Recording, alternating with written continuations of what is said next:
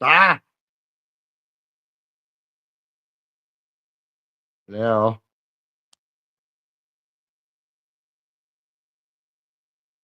hold on. There we go. I feel better now. Why am I the only person on screen?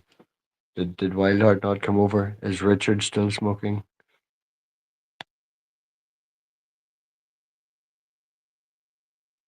Hello. Duh. Top of the Oh, world. top of the morning to you. Top How's of the the weather world. over there? What's the crack with you, hey? It's the cracks, jolly. Nighty. Jolly. No, the crack's 90. The cracks 90. Yes, that's the phrase you use. The crack's 90. Explain your Irish brogue. They still call it brogue. I can't explain the way we say things and how we express them. Explain what you just said. What's 90? The crack's 90. That means that it's really good. The banter is better. Why 90 though? Why did you choose 90? I don't know. Joe 90. You look like Joe 90 a little bit. You do look like Joe 90 a wee bit. You know, if we put you in a seat and you wiggled your arms a wee bit. Do I look like him now? It's the No, glass. you need the glasses. Yeah. Anyone with these glasses will look like Joe 90.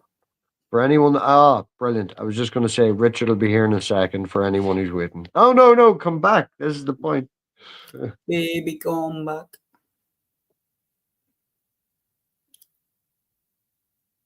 Richard, you beautiful bearded man. I'm right here, MathPig. What am I? Chopped liver. That's not a WildHeart. beard. Unbelievable. WildHeart, you skinny, dying looking bum fluff of a man. Go now. Oh, sorry, you wanted me to be delighted. All right, I got it. Oh, you want to be delighted? Yeah. How have you been, Richard? Brother, I have missed you, but I thought it'd be funny to just put you up there and put WildHeart up there and just see what happened. We went full Irish high, top of the morning. Yeah. Yeah, top of the morning to you too. And there was a strange sexual tension as well. There is not strange sexual tension, okay? WildHeart is hopefully, if he gets up off his arse and renews his driver's license, we check the prices. It's £52 sterling return for him to get a flight from his city to the Belfast from me, which is just like 40 minutes drive away. No, Over the weekend. So when I said But he sexual needs, tension, I mean, I felt on it. MathPig felt tense.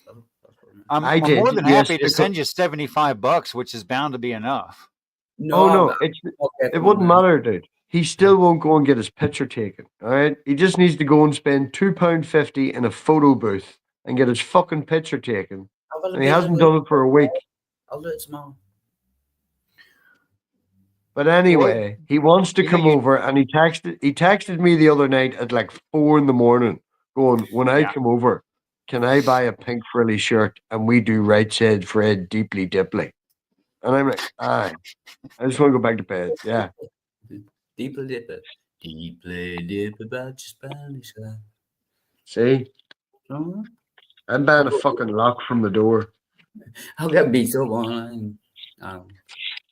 You'll forgive me. I do not know this reference. Pink frilly shirt and deeply dipply. Oh, Richard, if you can open a tab, mute yourself, go and watch it. Type in right said Fred deeply dipply. He's the same guy that said my shirt. I'm too sexy for my shirt. Too sexy for my shirt. So sexy it hurts. Sorry, Richard. Okay. Right said Fred. And deeply dipply? D-I-P-L-Y? No, D-I-P-P-Y. Deeply dippy. You're gonna break Richard. Spell the first one. Deeply, D-E-P-L-Y. D-E-E-P-L-Y. D-I-P-P-Y. D-I-P-P-Y. Oh, there it is. It came up. Okay, it finished for me. WildHeart would like to recreate this video. But with Assless chaps on, to prepare my own inversion. Okay, now I believe that I have never seen this That's because not. I've not kept up with culture very much. Oh, dude, this is like 1991. So Yeah, and don't worry, it's not culture. It's nowhere near culture.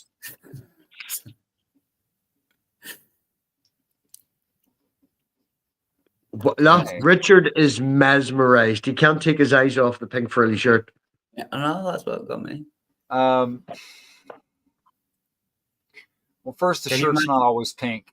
That's the first Plus, thing. MathPig's getting the green one as well, matching shirts. I'm not buying an entire outfit to recreate the video, Richard. We're not that enthusiastic about it. He won one shirt. What's the shirt? It's right at the beginning, I think, the shirt.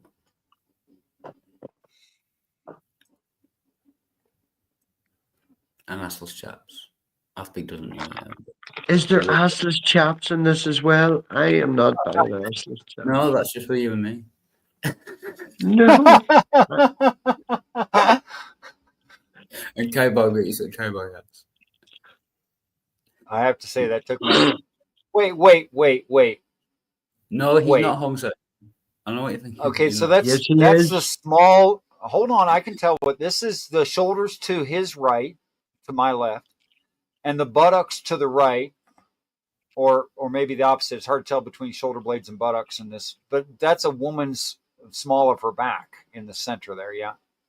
No, he's crossing his arms. His arms are crossed angrily. No, come on, When no. you get it is when you get into the swimming pool, you know. So That was that's a small of a woman's back. I'm sure of it. the shirt. You missed the shirt. Just go back a couple of seconds.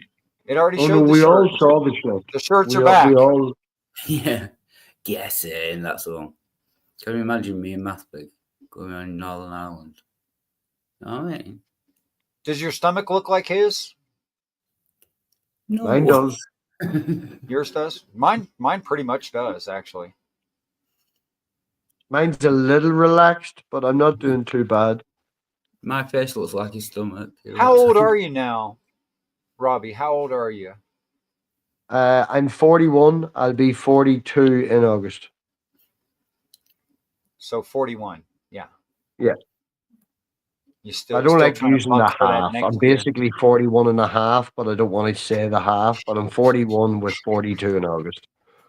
Okay. Yeah, this is pretty much the halfway point for your birth year. Yeah. Yeah. Elena will be 8 years old, Richard. Elena will be Can you 8. believe that? No. I have Oh, trouble and believing that. Okay, do you want to have trouble believing this, right? This is how adult and awake, awake. I nearly used the word woke.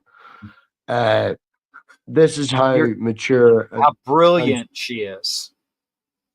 Man, you wouldn't even understand her. I'll She believe. is blown. No, I've seen. She got evidence. married. She got married to a guy called. Huh? She got married, right? Actually, this is the funny thing. I didn't say this in the previous stream, WildHeart. You heard this story already. But he stood her up a week before. It was planned a week before, but he stood her up. He wasn't well. He was off with the cold. And he turned up the next week. It was Friday's like non-uniform day, you know. And the reason I bring this up because of the joke. But his name is Orion. He got married in a Gucci outfit. Well, a Gucci jumper. So I think did he have a belt on? All right. Right. Man, I walked up the stairs 2 days ago and you could see Orion's belt from my back window as you walked up the stairs the way the window was. It was beautiful. It's that time of year. Yeah. Yeah. He's named after stars. Apparently, he's also good at math. And I asked Elena what's her favorite subject. She said math. And I asked her why she liked math. And her response, Richard, was because it's hard and I know when I'm right. Good for her. Right. Yeah. I will also, right, and no joke, right, this is really funny. I didn't get to go. It was our parent teachers meeting 2 days ago and her mother sent me the report, you know. And I don't know what it was in your day, in your school or back in the day or whatever, but if you did like a wee parent teacher report, it would break it down into like 6 topics, you know. Well, in 1906, You get what I mean, right? These days, I do enjoy. I do like the whole science and the data, but it's all broke down into like graphs and points, and she gets this, Sure. that, and the other. And it's, I think it's a 14 by 14 square, and the top left is darker and the bottom right is darker. It's like that political test that went viral about a year and a half ago, like that. Not familiar, but that's okay. I'm still listening to your description. She is like 2 pixels up and 3 to the left from the exact middle of average, bang in the middle of average, bang in the center of her age Yeah. group bang in the middle. And the wee Okay. comment at the bottom was that she could do better, but she won't stop talking in class. Well, No, I it was wonder where she nicer than that. It was nicer than that. I think they used the word propensity to talk when not necessary. She's chatty. She's an awful lot of She's energy. outgoing. Yes, she is. Yeah. Yeah. But if I she was never shuts up and she's average, like the potential to do a lot better was also there. That's the Yes, of thing. course. Honey, shut your mouth. You'll do like she asked me, and again, I'm rambling because I want Richard and I've missed telling stories to Richard. And her mother, will not do names, what we're talking about. My daughter's mother is now in a relationship with a fella coming up in a year, doing real well, real nice Good for guy. her.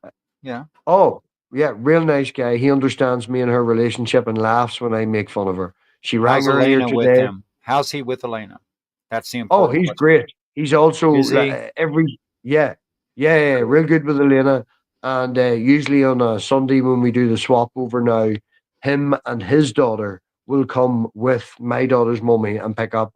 And like I've met his wee girl, and like we all get on. It's all great. It's all Oh, good. that's amazing. Yeah. Oh yeah, all's good. And Elena said to me about 3 weeks ago, she says, "Daddy, we're driving home. You know where we have our conversations, and we're driving home." And she says to me, "Daddy, do you know the way you don't lie to me?" And I was instantly thinking Santa and the Tooth Fairy, and Oh then went, "Yes, crap. honey, I don't lie." Yeah, right.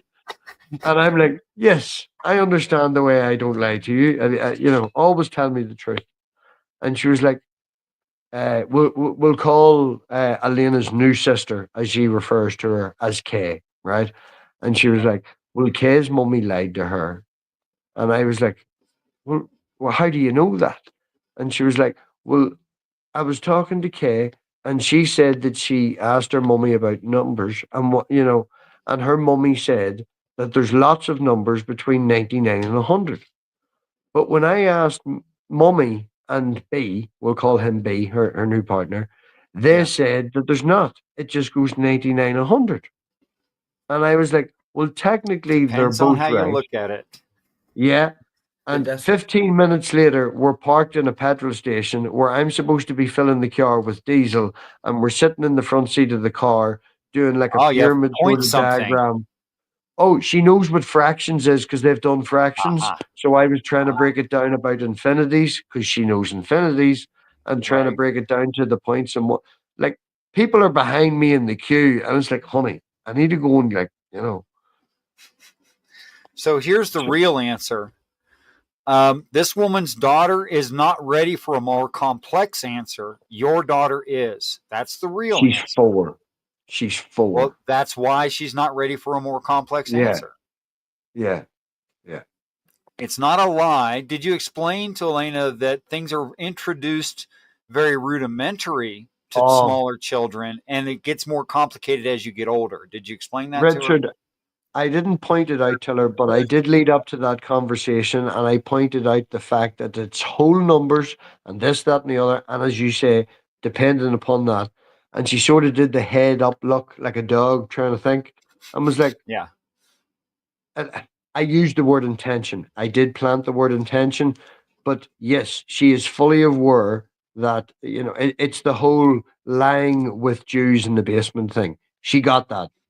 Do It's I would have always done in that, and not that I'm giving you any dad advice. I've never even been much of a dad, but what I think I would have done in that situation is pointed out to the child the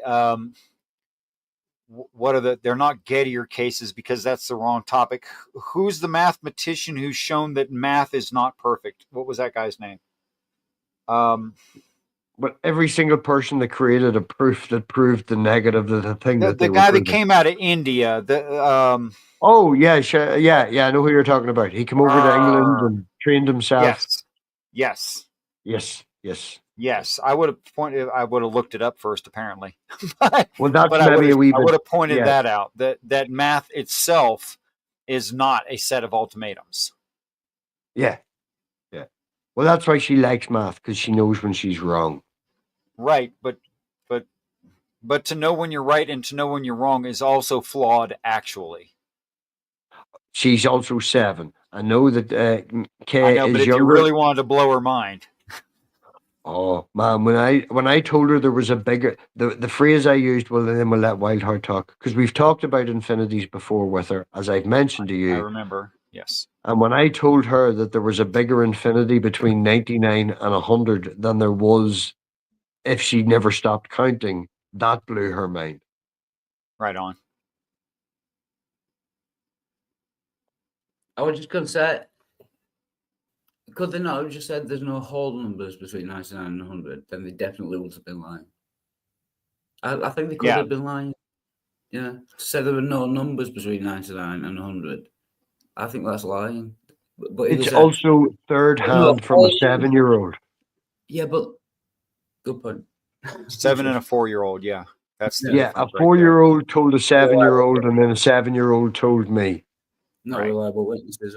Not the best. That's not the point. They never stand up in court, is all I'm saying.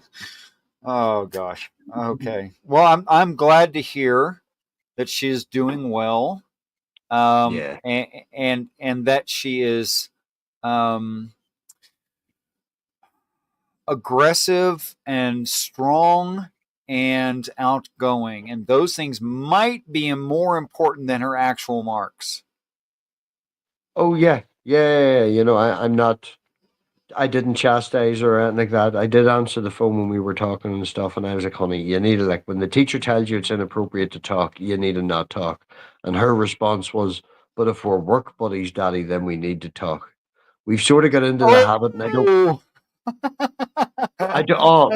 I don't want to go into this, and it again. I'm a proud daddy, and I miss talking to Richard, and I know that he's interested in this. So sorry for the rest of the audience, but uh, we've sort of got into the habit that if she can make, and referencing back to Brojo and Geo and Hertic earlier, WildHeart, to keep you in the conversation, if she can make a good argument, and it may not be correct, but if she can prove that it's technically logically sound from a 7-year-old's point of view, then she'll win. Pretty good. So That's pretty good. she has to make a genuine argument. And I was listening to her. One of her friends wants to come up here and stay. At the minute, I've new benches in the fucking hall because I haven't put them up in the kitchen yet. You know, the house Wait, isn't what does ready. bench mean? Wait, what's bench mean? Because you just used like it out a of top. context for me.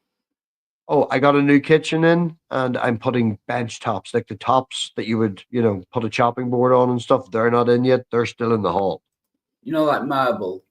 Is that what you mean? The marble tops on top of the kitchen unit? No, I bought cheap wooden ones because it's cheaper to buy the cheap wooden ones than it was to buy the blade to cut the fucking black marble that I got for nothing. It's really annoying, right? So I'm gonna put the wooden ones in and then take my time cutting the other ones. But anyway, a bench top, like like a tabletop in a kitchen. I What do you know call what that? you mean now. We in the United States it's called a countertop. Okay, Yeah, a countertop. Yeah, they're in. Obviously not ready for her friend to come up, and I'm literally listening to her up the stairs, and her mum's like, "Well, what are you gonna do if A wants to? There's no bed there." And Elena was like, "Already thought of that. I'm gonna stay in Daddy's. Daddy's gonna take the fold out down the stairs, and A is gonna take my bed." And she was like, "Well, what if A?" She's like, "No, no," and she was literally making arguments to her mother. It was very good. Sorry, I still was going to sleep in the car. Yeah. You're not going to be here when they're like, I'm making sure, I've already made sure and told her mother that Elena won't be around that weekend when you're here, Wayne. Yeah, that's probably for the best. Yeah. Well, it's nothing to do with that. It's just to do with the fact that we're going to be, my focus that weekend will be you. It's not going to be. I'm adorable. You know? No, you're not. Well, you could have brought that to me a bit more gently. I know a joke based on that. Maybe you'd appreciate that. Maybe both of you would appreciate this joke. So this guy goes on vacation and he talks to his best friend before he leaves and said, "Hey, would you keep an eye on my mom and her cat? Just check in on just once a day for just a minute. She's not senile enough that she doesn't remember to feed the cat or whatever, although she's very, very old. But just check in and make sure she's okay." So a couple days go by. He's on his vacation. He calls up his buddy. He says, "So how's mom and the cat?" He goes, "Oh, cat's dead." He goes, "Whoa! Wait a minute. You don't just go, 'Cat's dead.' You could break it to me a little bit more gently than my mom's cat is now dead suddenly like that. You could say something like, I don't know. You could say something like, oh, the cat's been up in a tree, and every time I try to climb the tree to get the cat down, it just goes further up the tree, and the cat's lighter, and it gets to places where I can't get to, And then you can wait a couple days. Next time I call and say, well, the cat's not looking so good. It's still up in that tree. The fireman tried to get it down, but you could break it to me. Geez, man, I can't believe how insensitive you are. How's my mom? Well, your mom's stuck in a tree. I like it.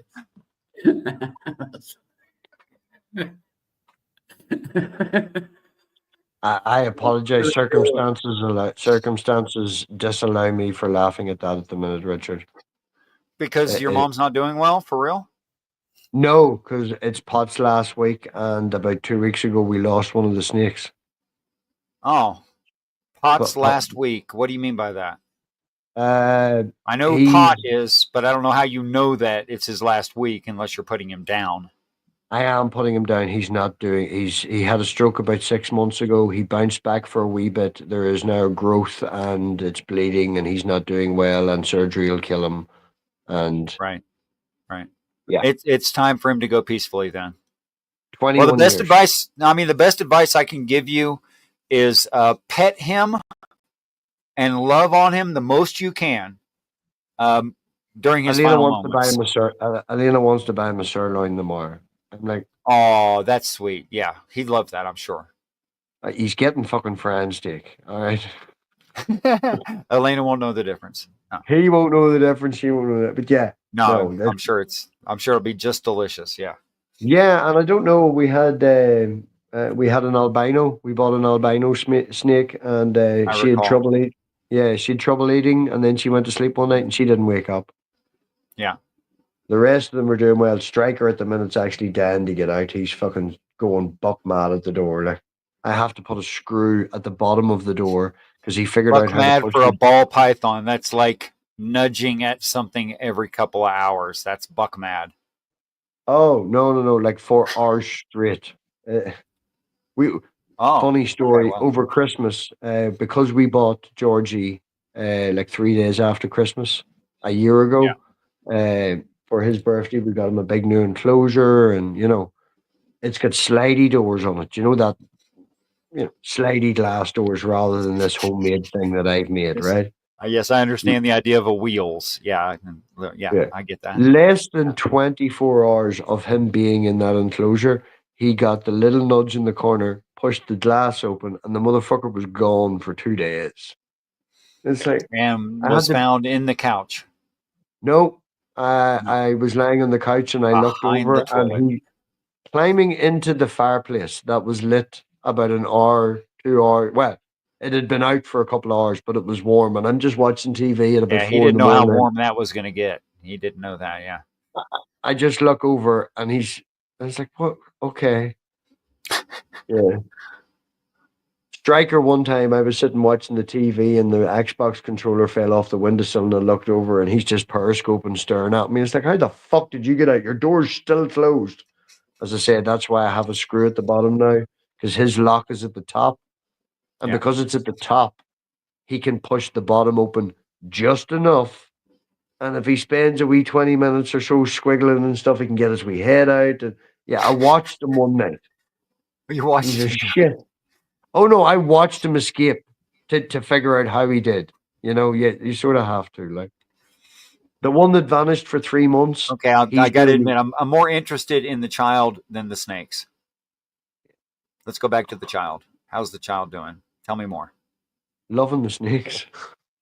That's one way to tie the two together. Yeah. Whenever Isabella passed, she passed about 4 days before Elena was coming up. So I put her in Isabella a was the bag. snake, yeah, the Yeah. albino, yeah. Okay. Yeah, put her in a bag, put her in the bottom drawer of the freezer because I knew Elena would want to be here, to dispose of the body, so to speak. Sure. And was talking to her, told her on the way up the road in the car, took it very well. And then when we got here, we were talking about, what to do and stuff. I suggested a Viking funeral because a lot of our snakes are named after Norse gods. She Okay. was not up for that. There's a river at the bottom of the road. Right? She was not up for that, right? And I said to her, honey, it's basically like cremation. And I was like, sure, your mum used to have Sheila. And Sheila, she has no memory of Sheila. Sheila died about 6 months after she was born, right? Okay. But her mum did something similar that I'm doing with Pot and Refresh my dragged it out. memory. What was Sheila? Oh, Sheila was just a mongrel, just a mongrel dog. But Okay. yeah, just a dog, right?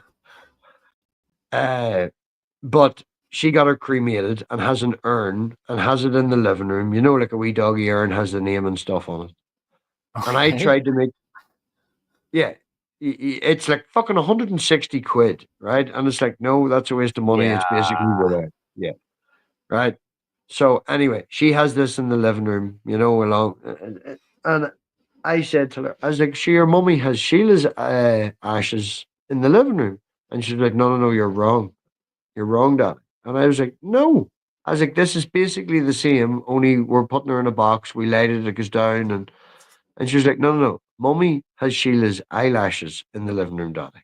Oh, eyelashes. So cute. I was just like, right, I need to have a conversation with your mother. No, not eyelashes, ashes. That's not the same thing, sweetheart. Yeah. So she somewhere in her memory, the word ashes became eyelashes. That's Yeah. I just thought it was funny, but yeah, we ended up. That is terribly cute, but we got a wee box from work. I brought a box home from work. We put her in the box and we buried her in the field. Just a cardboard box. Oh, jeez. Well, really go all out there, Dad. Good job. Oh, shut up, right? It gets worse. So I dig the hole, right? And she wants to bury her under the tree so she knows exactly where she is, right? Fucking tree's maybe 100 years old, motherfucking thing, right? Fucking roots all over the bottom of the tree where she wants to dig, right? She gets to pick the spot now.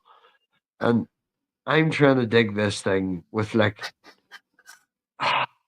gargantuan roots everywhere. And you got a plastic spoon.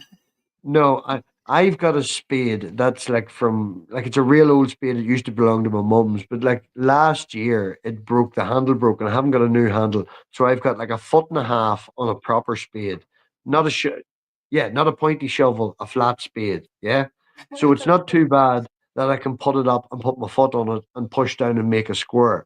To cut out. So that's not too bad. But when you get down deep, them fucking roots. So I'm trying to dig this hole out. And we eventually get it to the near enough size of the box. And then we get the box and it's sort of down in this hole. And because I've lifted clumps out, like squares, they're sitting off to the side. And I ask Elena to go get one of the squares so we can put it on top of her coffin. And as she's got her back turned, I'm looking at the hole with the coffin in it. And I'm like, Jesus, this isn't going to fit. This is just going to stand out. There's kids. Because kids come into that field to play and like swinging the tree and shit. So I put my foot in the coffin and start pushing it down into the ground. And she turns around and she's like, what are you doing? It's like, we don't want it to be disturbed. It's fine. It's fine. It's a tamping ritual. It's very traditional, sweetheart. But Daddy doesn't lie. Don't stand on the coffin, Daddy. It's like, I'm just pushing it into the hole. So funny. Oh. So you couldn't spring for a little wooden box. You couldn't dig a hole that was like actually a hole big enough for the box. Oh, I'm going to storm out. You disrespectfully stand on with probably your left foot. You probably didn't even use your right foot. You probably used the left. No, it was my right foot. Yeah, it was my right. No, oh, well, thank God for that. Not that matters, but it's just a swung, wouldn't matter what foot. And your child is scarred forever. She'll forget it in 2 weeks. She'll forget it in 2 weeks, actually. Oh, no. Her reasoning was, Daddy, we'll have to now get 2 females if we want a snake army. Quote for quote. Word for word. So where'd she get the idea of a snake army from? Where'd that come from? Well, we have 6 snakes, and we have more males than we have females, and she wants to balance it out exactly, which means that we need 2 more females. Animals don't really work that way. Actually, you probably need 5 females and 1 male, actually. Right. Well, you see, this is the thing, right? And okay, let's talk genetics, okay? Let's talk genetics. I love genetics. Right. Every male and every female that we have bought with the intention of maximizing. Now, she hasn't, okay? WildHeart is really bored. But we have bought with the maximization, from my point of view, of that particular genetics that particular animal carries. Right. So you can buy, pardon? Right. Yeah. So I'm aware you have a goal. I'm aware. Yes. So like my goal is to it's not really a goal, but one of the things that I'd like to do is to create a completely all white snake, right? So you want a completely all white snake, but that's not a goal. Gotcha. Keep going. Can I make a band drop it and it's his metal band? White snake. That's it. White snake. Brilliant. I was actually thinking of an 80s Here rock I band. go again on my own, going down the only road I've ever known. But anyway. I was actually in basic training when that came out. It was like my favorite song. Great song. Classic. Okay, so White Snake. Go ahead. No goals, but White Snake. Okay. But I don't want to say that it was a goal at the start because I was unknowledgeable. And the collection of snakes that I bought up until number 4 was with a goal to breed snakes and just mainly look at this one does well and stuff. And I didn't realize till I'd got to 4, 2 males and 2 females, that I had 2 different routes of creating an all white snake. And one of them would be all white with black eyes. One of them is an all right one with blue eyes. And then if we go the albino route, which is known with the yellow one, they create pink eyes. So we can also create a white snake with pink eyes. So it sort of developed into a goal, Albino snake. Yeah, MathPig, if you create an albino is actually white and yellow. You got to call it Midnight Sparkle. Come on. If I create a completely white snake with pink eyes, I will call it Midnight Sparkle. Get it. Carry on. Midnight Sparkle doesn't have pink eyes. I know. Yeah, but you might get pink eye bolted as well. So. You could have pink eye while having not pink eyes. That is true. Yeah. But anyway, no, yes, the genetics and stuff. And there's always a perfect female for that male and vice versa. One to amplify each another and one that will produce this, that, and the other. And it's more so their kids that I'm after. So the idea of creating, heterozygous and stuff, being het for this and that and the other. So you've got this one snake that you can produce a beautiful thing in visually, but then its kids will be 5 and 6 they will carry 5 and 6 genetics that they're het for.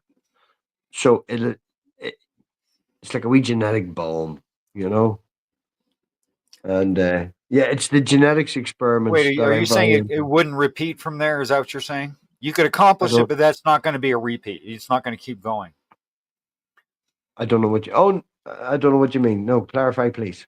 Are you talking line breeding or It's genetic a breeding? poorly formed question because I need clarity, so it's going to be hard for me to clarify a poorly formed question. Ask 50 questions, go for it. Instead, just tell me how that works. If you accomplish a perfectly white albino snake, what follows that?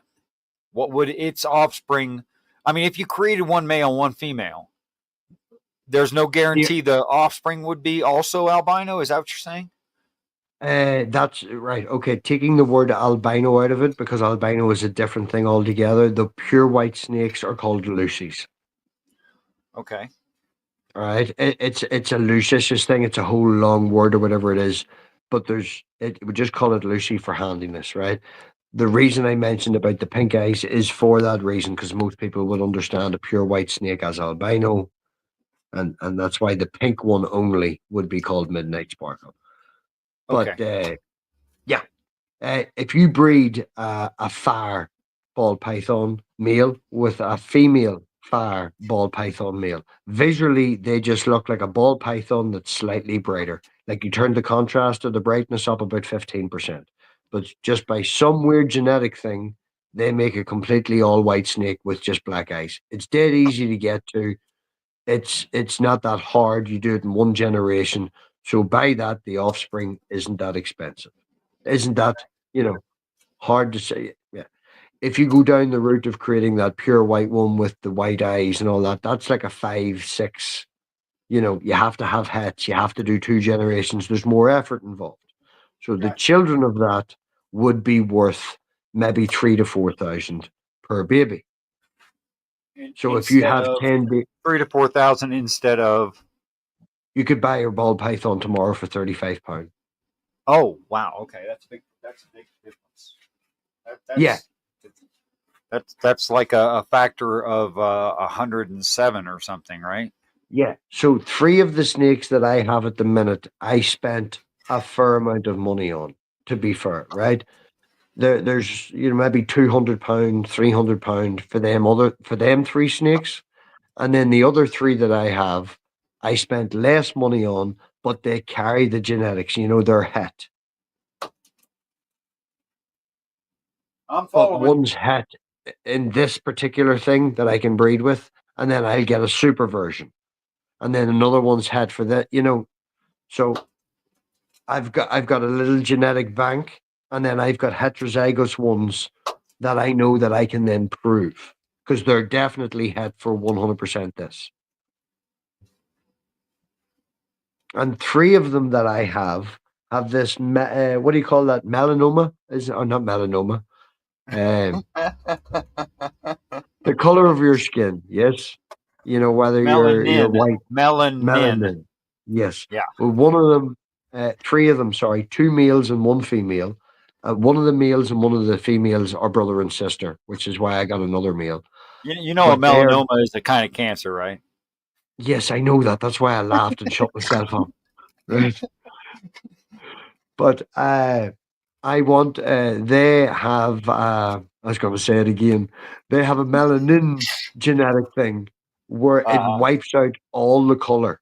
So if you look at a ball python, where you get that black and tan. Sure. It'll be it'll be black and white, and it makes them a complete, like you're watching it in an old 1920s movie, And Cool. one of them also carries a dominant gene, which is called the pinstripe, which I think is really cool. It makes the instead of patches of circles, it makes lines and like lightning bolts. And I have one of them that's a pinstripe, and I swear to God, it looks like I'm betting Arabic that's writing. overbred. I'm betting that's overbred, not as rare. Too many people have accomplished the lightning strikes because that would be way cool. Everyone would think of as cool. Now it becomes common. Well, what is predominant now is the mixture of it, rather than it being predominant. It's what it does to other things. So imagine a white snake with black lightning bolts all up the side of it. That's a 2, 3 generation thing, and that's also maybe not $4,000. It's maybe 1,000 or 1,200 or, Right. That's what I was thinking. yeah. But again, it's a starting point. The genetics interest me. The genetics really interest me. I also have, and this is the last thing I'll say because we're boring, WildHeart. I have a female banana and I have a and a male banana. You and I haven't spent time together for more than a year of any real account. And I love David with all my heart, I do, but he can just damn suffer. I have a male banana and I have a female. MathPig, I'm playing Candy Crush Saga. You go. There you go. Thank you. That's brilliant. The genetics for the banana gene is dominant. So right. You only need one parent to have it for the kid to have it. The thing with the banana, which I didn't know until I bought both a male and a female, because I was planning to just make a super banana because it's the dominant gene, was that it's also tied in to sex, as in the sex of the parent.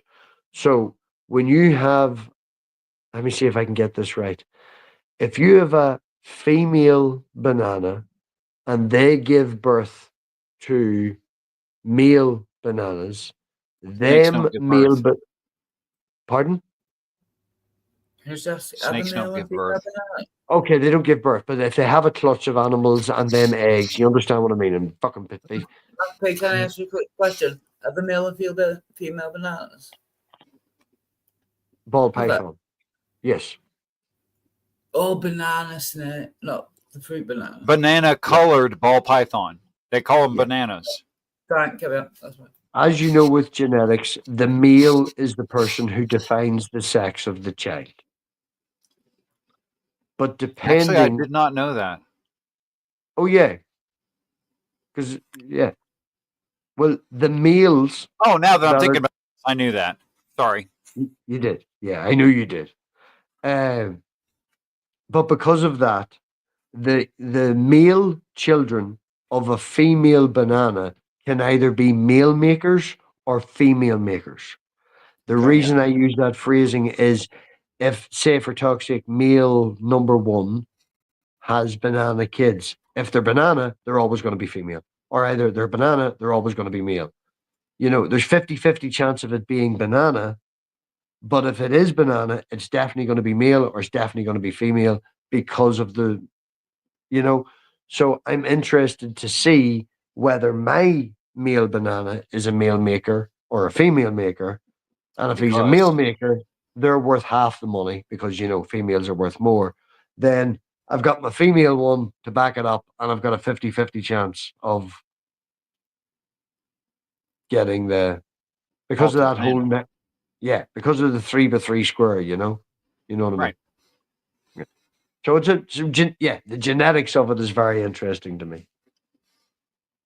It's all observational. Of course, when we were doing observational genetics like that, was the same age as Mendel, who was just what's the word? Oh yeah, wrong.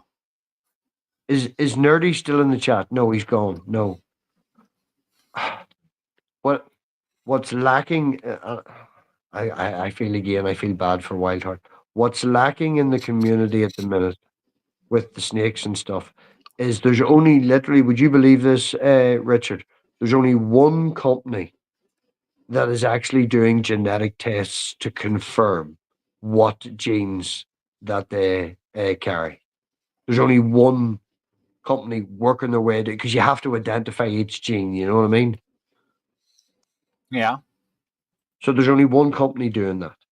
What they've been doing since the 70s is working off the basis of visual confirmation from the person who bred it with their experience and then proving it out by breeding. Right. So that's a 3 to 4 year process, plus based on maybe 10 to 15 years worth of experience. Nerdy works in AI. If Nerdy took one wee computer and put it off to the side and just trained that on pictures, the ability to confirm with 80 to 90% of a visualization on a baby snake what it's carrying, going off now, obviously, confirmed parents, so the possibilities, you're not pulling out of a hole. You know what the parents' genetics are. You Right. could probably narrow that down, and that would be massive big business. Like there is, as I say, only one company at the minute worldwide that is working their way down to track the genetics and make the genetic markers. Everything else is based off visualization and experience.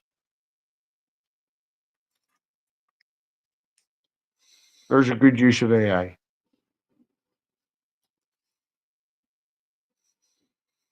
I did not know that Nerdy Rodent was working with AI programs. Never heard that. Nerdy works with AI. Yeah, I've never heard that. You've never looked at his channel. His entire channel is all AI. You're right. You're absolutely right. I've never looked at his channel. What I do, if somebody's nice enough to subscribe to me, I subscribe to them back. I subscribe to them as well to return the favor. But it doesn't mean I have time to watch everyone's content. There's many people I'm subscribed to. I've never seen any of their content. Oh, yeah, I understand what you mean. Yeah. Without doxing or going into any details, but Nerdy is very good in their field to the point where they've traveled out of the country and done lectures and stuff to teach other people. They're very good at what they do. Well, everything that Nerdy has ever written, I found to be either brilliant for its content or brilliant for its sarcasm. But either way, I think he's a really bright guy. I think they're also a wizard or witch because I've seen them off camera and they look like 12, 15 years younger than what they actually are. I don't know what oil of Ulay they're using, but my God, that motherfucker looks young. It's the same as Marty Camejo. They're bathing in liquefied infants or something. I don't know what they're doing. Huh. That's quite funny. Just as you say that, I was having a debate with a Christian. Well, not a debate, a discussion on abortion the other day at work. And we were talking about something. He's like, Robbie, we'll never agree that it's okay to kill a baby. And my response, sitting in the forklift before I drove off, was like, depends. Have you tried them with barbecue sauce? Whee! That's a good answer. I think it depends on point of view. Okay, first of all, I don't think that anyone should be persecuted for their point of view. That's the first thing. But there's nothing wrong with correcting someone who has an erred point of view. There's nothing wrong with that either. So whatever position, whatever person holds is okay. But I think there is an objective truth in whether or not that's a human being. Oh, yes. Their point, not to get it. Oh, well, we'll go serious. We're on Richards. We're not on WildHeart. I forgot for a second there was no mustard. And you don't know that story, Richard, and you do not want to. Okay, I'll let that go then. I'll believe you. Oh yeah, you want to let that go? There was tops off. Sorry, I'm not going to let it go. Several days ago, Sarah B's channel, and I got my nipples out, obviously, as you do. And it's made mustard all over. English mustard, which stings. Ooh, and I love English mustard, though. That's pretty much it. And the next 8 times I went on the channel, nipples that's out. And pretty much not it. That's not it. She was telling you to do worse things, and you were, oh my goodness. Stood my ground. I stood my ground. Carry on. He just played the sim. So all I caught was English mustard and nipples. Did I hear it incorrectly? No. Yeah. Now is this based on the flow state ketchup nipples? No, mine was original. Are you sure? Was it requested by someone besides you? Yeah, Zara B from Liverpool in England. Who made the request? I'm sorry. Zara B. She made a demand. He played the sim. My nipples. Yeah, she was quite aggressive. Watch flow state. But then again, who isn't? No, she doesn't. No, she wouldn't. No. She I don't know wouldn't. that she does or not, but I would think that she doesn't. No, she's not. No.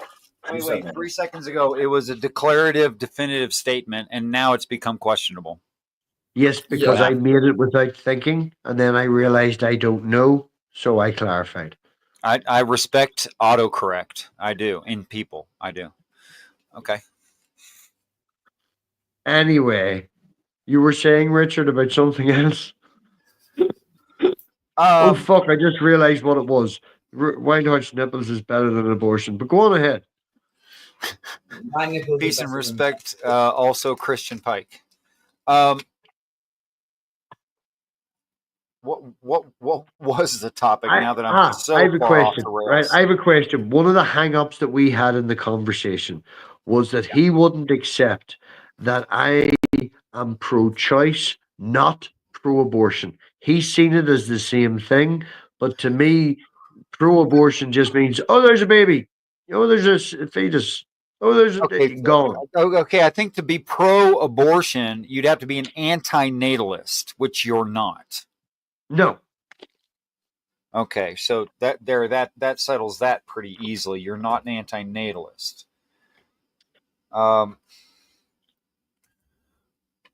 Okay, so here's the question to my mind: how does one decide whether or not, from the moment of conception, or to what point of development, that it is or is not human? I think that's the question. Okay, that was my point. I was trying to, you need agency. You need some sort of awareness. Whenever you're a bunch of cells and a mouth and an asshole, it's okay, in my opinion. And as it has been defined, and I hate that, in this terms, it's what, 21 weeks or so? So, up until a certain point, yes. And like, I personally wouldn't, and you know that yourself, Richard, with the circumstances of Elena. 3 months into a relationship, this conversation come up. There, we've talked Right. about it before. The option was there. Now, Of course. her mother is also pro-choice, but in that instance for herself, she was like, definitely doesn't matter what the circumstances is. It's okay that you can say, I would never have an abortion, and be available for other people to make that choice. But it's not okay if make the I don't opposite know. statement for clarity. The opposite statement is it's conception. That's it. That's his point of view. You're alive at conception. Once there's a baby, that's it. Okay, so you made the. I'm not taking it too seriously. I did Because ramble a wee bit at the end, but go on ahead. well, I think when you said this, you were being semi tongue in cheek or sarcastic or humorous. With the baby A bump. mouth, and an asshole is what you Oh, said. yes. Okay, so yes, David. What? No need to be offensive. Can you just say, MathPig, when you said you rambled a little bit at the end? Yeah, I have a tendency to make things anecdotal to try and portray how I'm feeling. So that's why I said I rambled. Yeah, Candy Crush.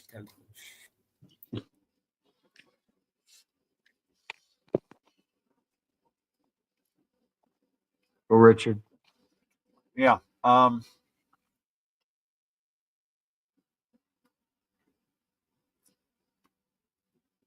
Okay. So if something has a mouth and an asshole, what you're really saying there is it has a gut tube. So is that thing, first fundamental question, is that thing alive in that moment? Is it a life? Okay, well, if we're going to go that and like that, I would just fall back on the general term that life is defined, which also, I'm not going to break them all down because I can't remember, but it does include the ability to reproduce. That mouth Life and asshole, includes the ability to reproduce? you can Why be would you say classed that? as something being alive. Am I wrong in saying that? For something to be alive, with the No. exception of a virus, it it needs the ability to reproduce. Okay, so you own snakes. Are snakes, when they hatch out, are they alive, and can they immediately reproduce? No. Okay, so reproduction is not necessary to life. Sorry. No. I may maybe misunderstood, but I mean, when an egg is born, a clutch, you know, no. Sometimes they go wrong. You throw them out. They're just embryos. Can I help you out, MathPig? Do you mean as a species? The species, some of the Yes, species. as a species. Please help me, WildHeart. Go. Yeah. No, that was it. Yeah. Okay, for a species to continue, it has to be able to reproduce. I agree. Yeah. That's it. But as far as I know, there are some animals that can't even reproduce safely for the first 16 years, namely humans. Yeah, the ability. Okay. I retract my argument. I will come up with another one. Please please restate. That's fine. I think you were right as well. Stenographer, strike that from the record. We're going to try again from that starting point. Go ahead, MathPig. No. Ask the question again and give me the opportunity to come up with a different premise, argument, whatever you want to call it. Sure. The overall idea was, when is something alive? Agency. So what is life? And you said agency. Yes, I'm going to say that now. That's the remembering. And the ability to reproduce. But we're going to go back to agency. Okay. Yes. So the reproduce thing what was is a tangent. agency?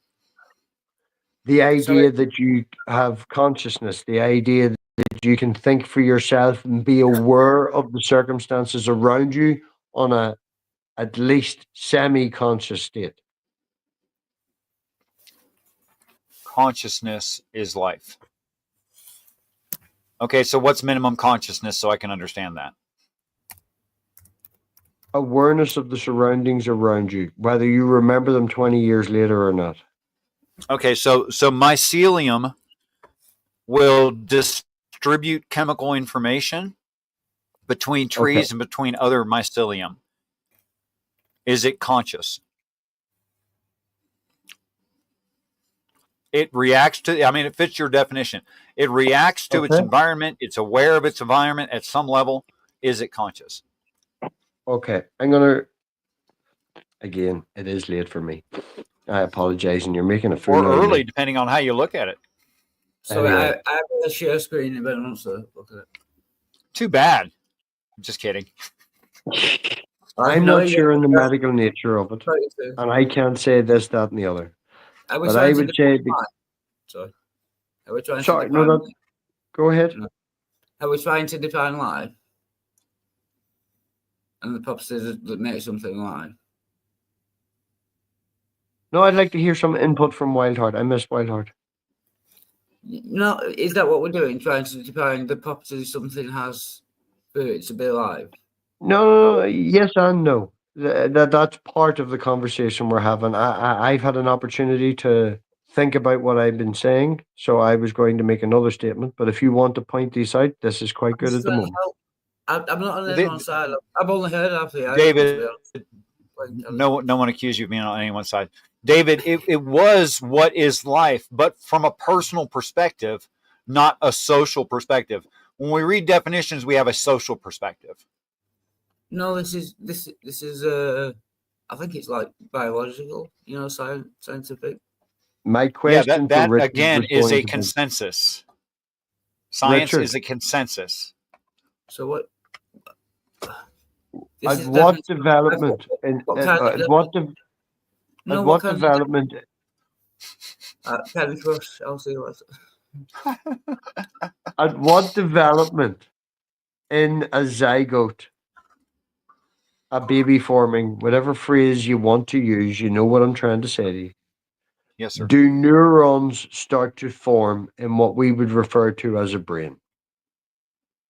Start? I'm not. When does the first neuron appear? Okay, I mean the first neuron. At what stage in development would the first cell that you could identify and classify as a neuron, like at least a group of them that could be classified as a brain, start to appear? I feel like I'm back in grade school. Teacher, I don't have an answer for that. I don't know. You're in I agreement think we with do me now. that it's not at conception. Yeah, there is no brain cell. There is no assignment of a brain cell at conception. Absolutely not. And you would agree that it happens probably more than a week later. I think it's something like 7 to 9 weeks, but I'm not sure. Right. 7 to 9 weeks. Okay. 10 weeks. We call it a nice round number for 10 for handiness. Right? Fair enough. Maximum level. You know? I wouldn't be one personally myself for, pushing it right up to the 21 weeks. I would promote the morning after pill if you have a mistake or something like that, or forget. And once you're 3, 4, 5 months down the line, I'm definitely not a proponent of it. So you can see, and you're in agreement that there is a stage where you could arbitrarily say, that's a brain, that's not a brain. Well, it's Unfortunately, not nature very doesn't work. arbitrary. It's pretty objective whether or not there's a brain. Yes. I'm bad with words at the minute. What I'm saying is nature is a spectrum and we can only label by what we know, but we do have to put lines in at certain points Sure. because, yeah, that's where I was going. Okay, so let me ask the follow-up question to that, to your assertion. If a baby were born not viable, it's not going to survive, right? Because it has no discernible brain. It's not going to be able to breathe on its own or anything.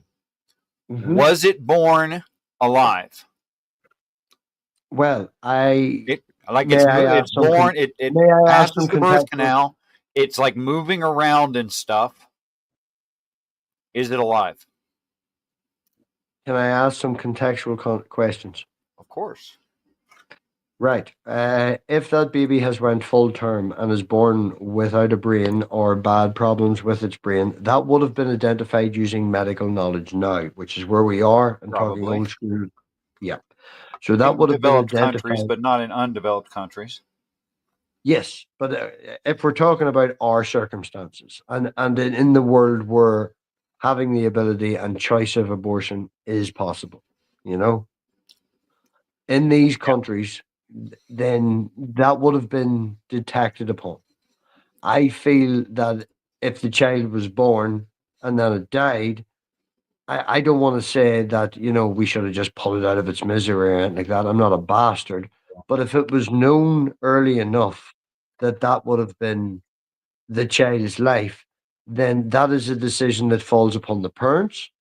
And Sure. it comes down to whether they want to or not. If that was my personal circumstance and I knew that my child would only live for 6 days and then die, then it is a circumstance, and one of those 1 in a million circumstances where that exception to the rule is possible. Early, Yeah. because again, they're going to know about it early. They're not going to wait to 8 months before they know that. Yeah, not if they know. Most people would just abort the pregnancy. Yes. Yeah, absolutely. It's not my question at all, though. Sorry, I misunderstood your question. Then please ask it again. The question is, it leaves the birth canal. It's moving. Is it alive? And we've already established that if something has a gut tube and it's in some kind of a growth process, if them parents made the choice for that child to develop right the whole way through where it was born, yeah, and it had no brain and no self-consciousness, then it would die very, very soon. Sure, but is it alive when it was born? It has no agency, no consciousness. That's what I'm trying to establish. Your definition of alive. I'm still trying to get there.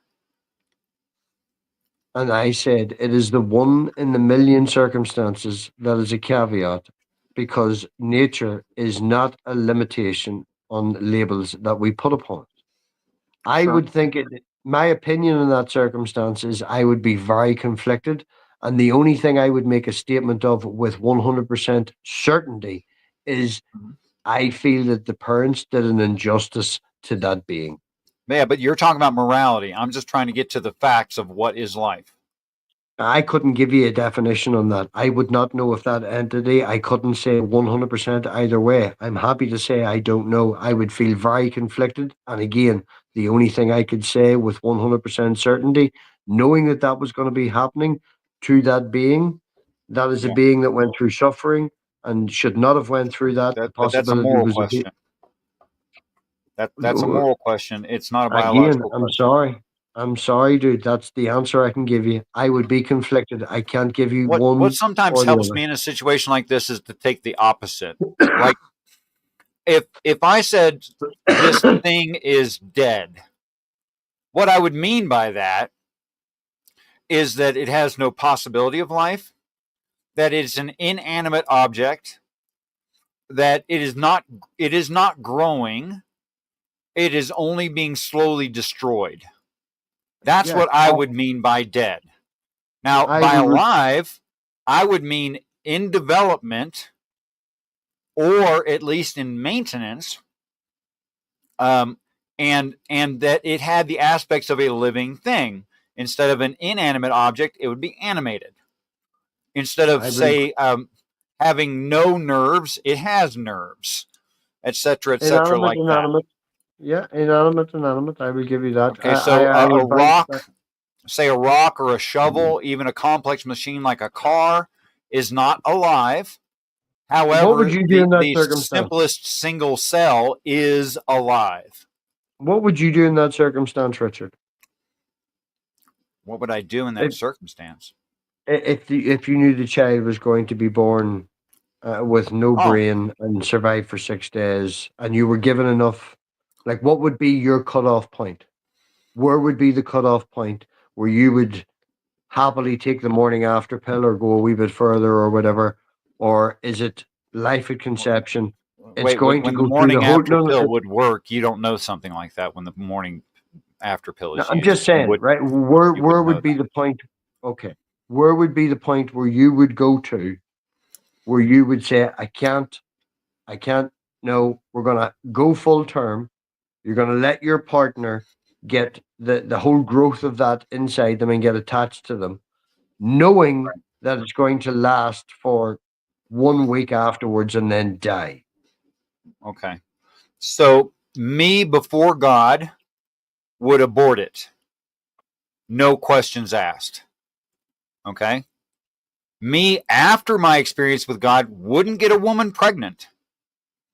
That's my Yes, that's answer. a circumstantial thing and a religious thing, as you That's pointed out my with moral morals and that's stuff. my moral answer is I don't have sex anymore and thereby cannot produce a child, right? And before I was saved, I would have aborted the child at things much less impactful than that.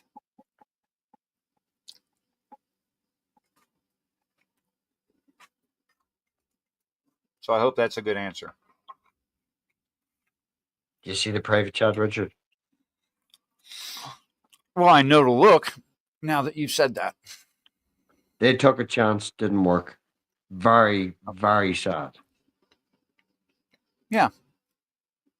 But that's the frailty of life sometimes. You know, but if the option was there to take that pain away, he's not doing too bad. She's distraught as fuck, as you Well, would be, you know. I imagine.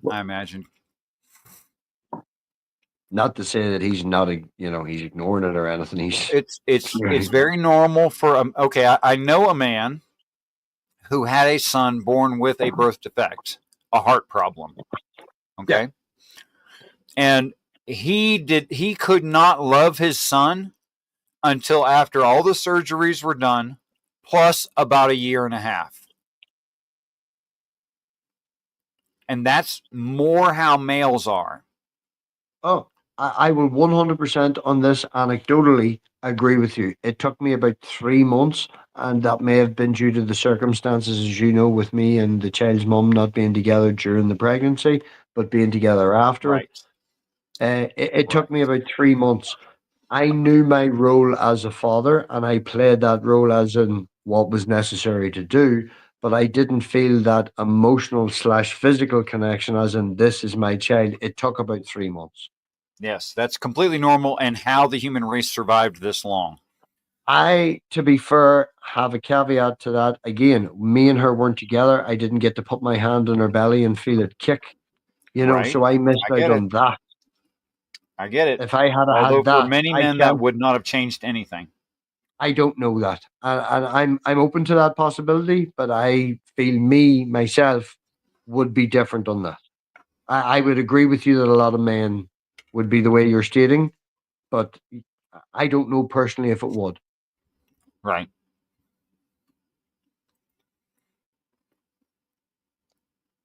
WildHeart, how's Candy Crush? He's bored. No, I was playing Candy Crush. I just looked at the chat. I'm not justifying murder because murder is a being of this, and we're defining what our limits are. Here's the thing, SFB mod. According to your and my evaluation, it is justifying of a murder. However, if you don't see it as murder, you're not justifying murder. Do you agree with using protection, Richard? Do I agree with using protection? In what situation? Sexual. We're talking about kids.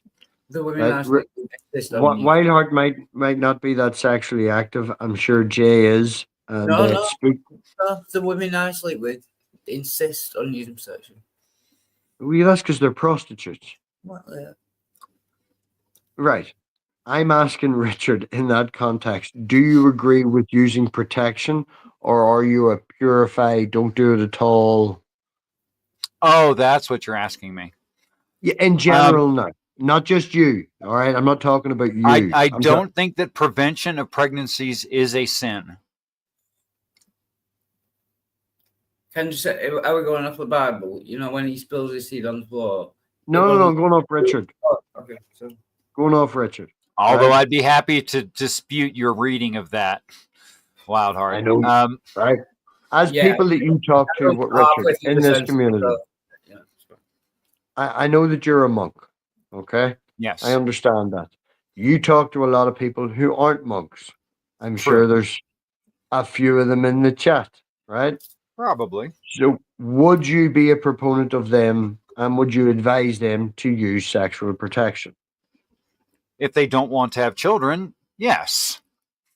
Right. So if they use sexual protection and they're trying, not to have kids, and they're making the effort, that's a good thing. Well, it's the lesser of the two evils. If someone is going to say, I have to use the prophylactic or birth control or something like that, or I have to get an abortion. Well, I'm going to suggest the prophylactic, the condom. That's what I'm going to say. I'm going to suggest prevention. Okay. So would you consider someone then who has an abortion as a murderer? As is being as posited in the chat. Are they under the impression that during gestation, that's a human life? You have to give me more information. I don't have enough to make a decision. If somebody has an abortion underneath the legal terms before my interpretation of it developing to a point. That's not the question. It's not a question of whether or not what they did is legal. No, it's not a question of what you asked me a moral question, and then you changed it to a legal question. It's two different things. The legal thing. I just mean they can't. They have to go to a legal place to get it done. That's all I meant with that. Would you consider that murder? Would you consider an abortion? Do they think it's a human? Do you have to answer? No. It's not. You asked me if they murdered. Yes. Do you consider what they did as murder? Let me just answer it both ways then. If they believe that's a human and they have an abortion, they're a murderer. If they don't believe that that was a human and it was a quote unquote lump of tissues or whatever, right? Then they are not a murderer. Now, from their point of view, that is my judgment of their point of view and how I would judge them. Me personally, Thank you. anything that is done past the moment of fertilization is a murder. Okay. Anything actively done to end and terminate the pregnancy past the point of fertilization is a murder. Now, I seen a thing yesterday, day before yesterday. I have to double check, and if anyone wants to fact check me while I'm doing this, but an IUD, yes, Yeah. you know of this, Usually copper. yes. There is some rare incidences where fertilization happens, and that IUD still performs its service and stops the pregnancy.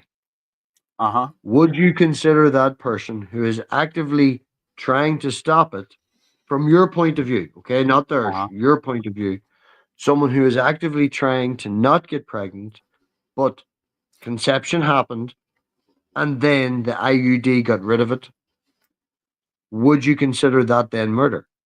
That's a question of their intent. They were trying to prevent, they were not trying to end. It's not the same thing. So you would not see that as murder? Personally, No, yourself? I see it as murder, but I don't think they're a murderer.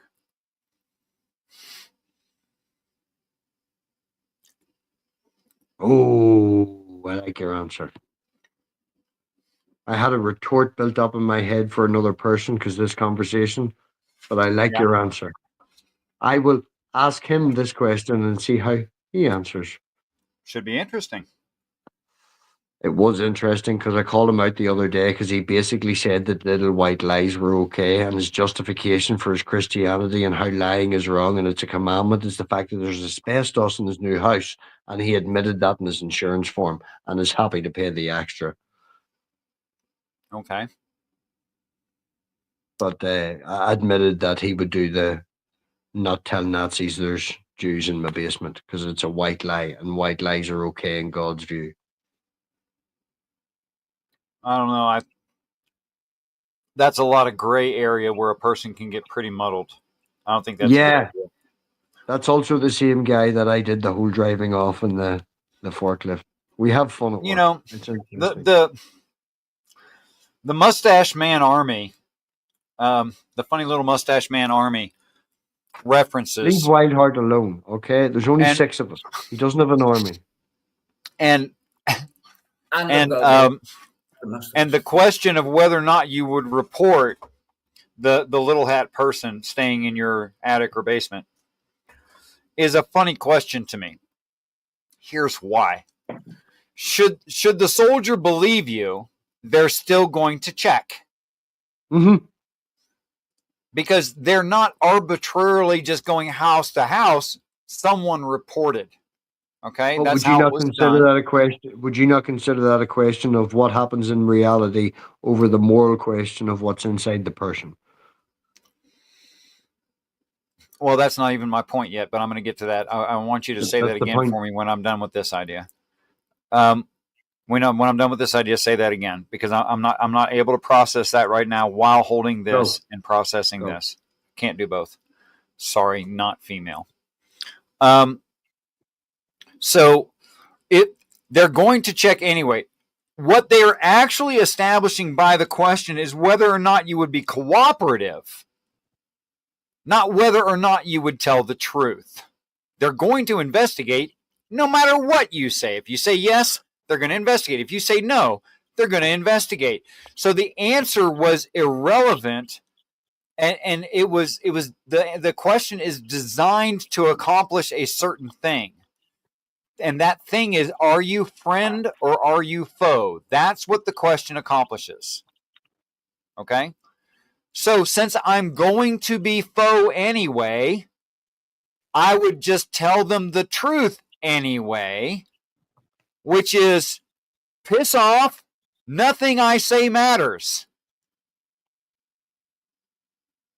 I disagree with that statement because of the history, and certain people who held positions of power had the ability to say no, and they would just turn them off. You had to go to an exception. Granting that I was just a normal person, yes, I know, but granting that I'm just an average, normal German citizen, right? May I say the Just statement a you asked very me to say? average kind of May person. I say the Go ahead. statement you asked me to say so I don't lose it? Sure. The question boils down to the morality of the person at the door, not the reality of what would happen. It comes down to the morality, whether they'd get beaten or not, or this, that, and the other. And Richard, wee handy tip. Sorry, this is a selfish thing. Me, I understand exactly what you're talking about when you say if I don't finish, I can't get the thought out. I Sure. have recently found a way to describe that to both Elena, her mother, and fucking Stool, as in, if I don't get the paragraph out, then it gets deleted. I need to Yep. read the paragraph or it's lost. And if, it's a good conversation way, like you have it, we have back and forths, and I don't know, self improvement. Doing a lot of self improvement lately, not being on the internet. It's wonderful how that happens. Can't be a bad thing. It's not. 32 things in the chat. Jesus Christ, I've missed a lot. Let's repeat it again because your religious cult indoctrination cannot press anything outside of your promoter dogma. This is an I've argument been between to Jay it. and SFB Mod, and is Oh, not that's likely okay. to be a That comment about what you or I said. it literally was just in the center of the chat when I opened it up. It was the first thing caught my eye, and I was just going to say, personal experience is definitely worth something, and that does not take away. I don't want to use the word testimony because I feel testimony comes with baggage, but people are welcome to go through their experiences and share them with others, and they do have validity to a point.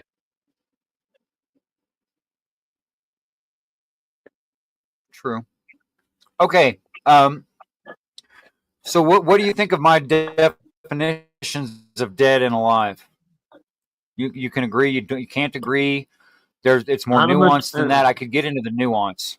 I think we pretty much agreed, but you had the caveat of adding the word of animate and inanimate, which I would agree with. Sure, that's about it. That's pretty easy, right? I mean, technically, a plant is alive. A mushroom is alive. Yeah. Now, in the case of a pregnancy, fungi's different. But go on. it's alive. It interacts with its environment. It's like a virus. It grows. It reproduces in some way. Those are things of life. Yeah, and new studies, man, are showing the connections that they are making is, I don't want to talk Avatar, but like mushrooms are fucking fantastic. Like, they taste really nice too. I wouldn't know. But anyway, okay, so hold on. No, this is a serious conversation. This is worse than pineapple on pizza. You don't eat mushrooms? I can't. Oh. Is it against your religion? No, it's against my intestines.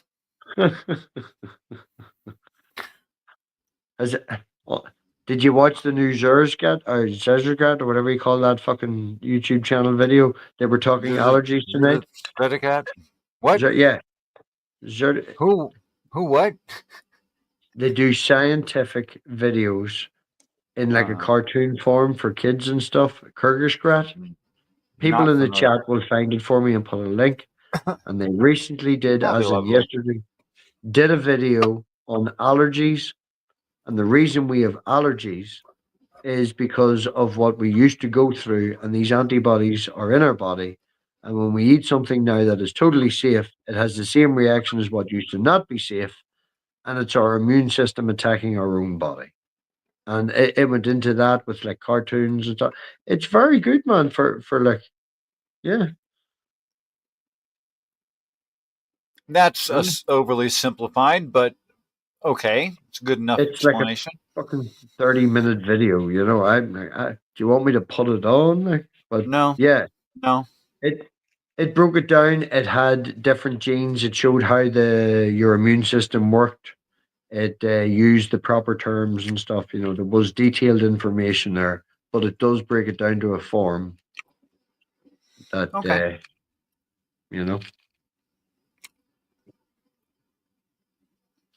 Of course, everything biological is much more complicated than that, but that's a good overview anyway. Okay. Now, in the case of human pregnancy, there has to be certain exceptions we must make. Yes. For one thing, the human bias plays into it. Our own biases play into this, right? Our own tribalism, our own need for survival, our own want for society, all those kinds of things. And never mind religion. That plays a big part of it on how a person views this as well. But it seems that you were able to agree, unless you want to now object, which I would hear and respect, my definition of life, in which case, as soon as there is a cell, that would be the beginning of life. So before the first split of the first cell, that is a life.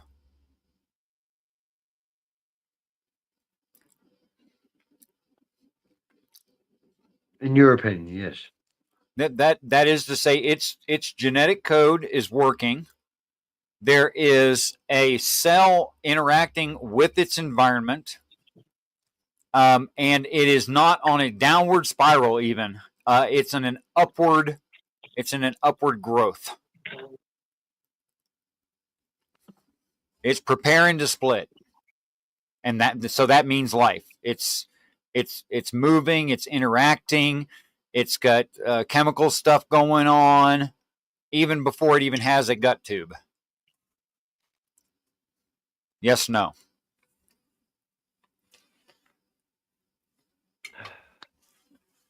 I'm not sure what you're looking for a gotcha moment, because I agreed with a certain definition of words you've now with that can say it applies to now my thing. Because you are more than welcome to change your position.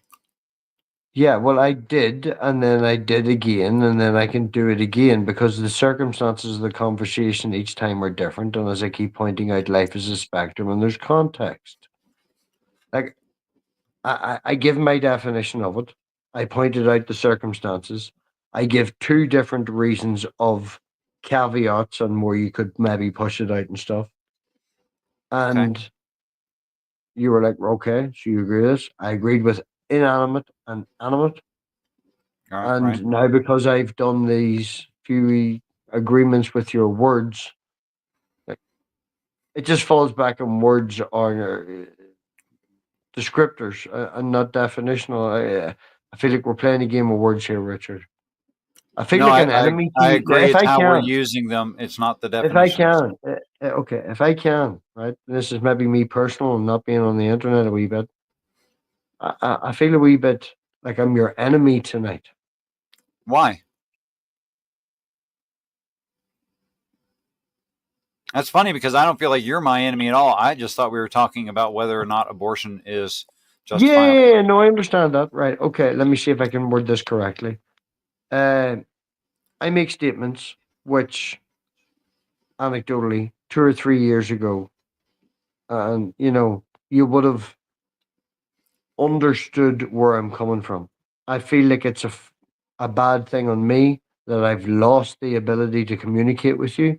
I know I know that I can be hard to talk to, and I know that I use words in a different way because of my brain and this, that, and the other. But so I feel tonight we're friends, and I trust we're going to continue to be friends. I'm not going to fall out. I'm going to say what I think is going on. What I think is going on is this is a sore subject for you, and you don't really want to have this. You don't really want to have this conversation. That's what I think. No, I have no problem talking about abortion. I didn't abort my child. She's up the stairs doing real well. No, that doesn't have to be your reasoning. No, you can feel that this is a sore subject for me. As I said, I have fun about it at work on a daily basis, talking this conversation.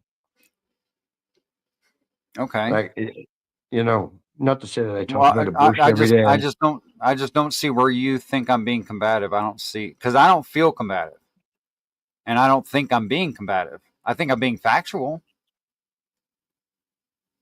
That's okay.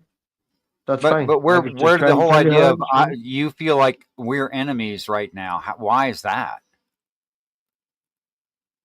Because I feel that you understood the nuances of the points that I would say before, and right now it feels that you're trying to get a gotcha moment out of me. Yeah, but why does it feel that way when I'm not? I mean, I'm still trying to talk about the facts of because I whether or not changed the something is alive. because I changed, right. You understand my opinion on abortion, right? Sure. We're doing this conversation for the entertainment of the people who's watching, although they're probably not. They're just arguing in the chat, right? This is the reason why it's live and why we're not just talking. You said you'd be happy to do a private chat, but it went Sure. live. So the Yeah, reason we're that's doing fine it too. live is for the entertainment of people. But you know my nuances and ins and outs and all of that. And I would say that me and you know that each other that well, that you know how I feel about this.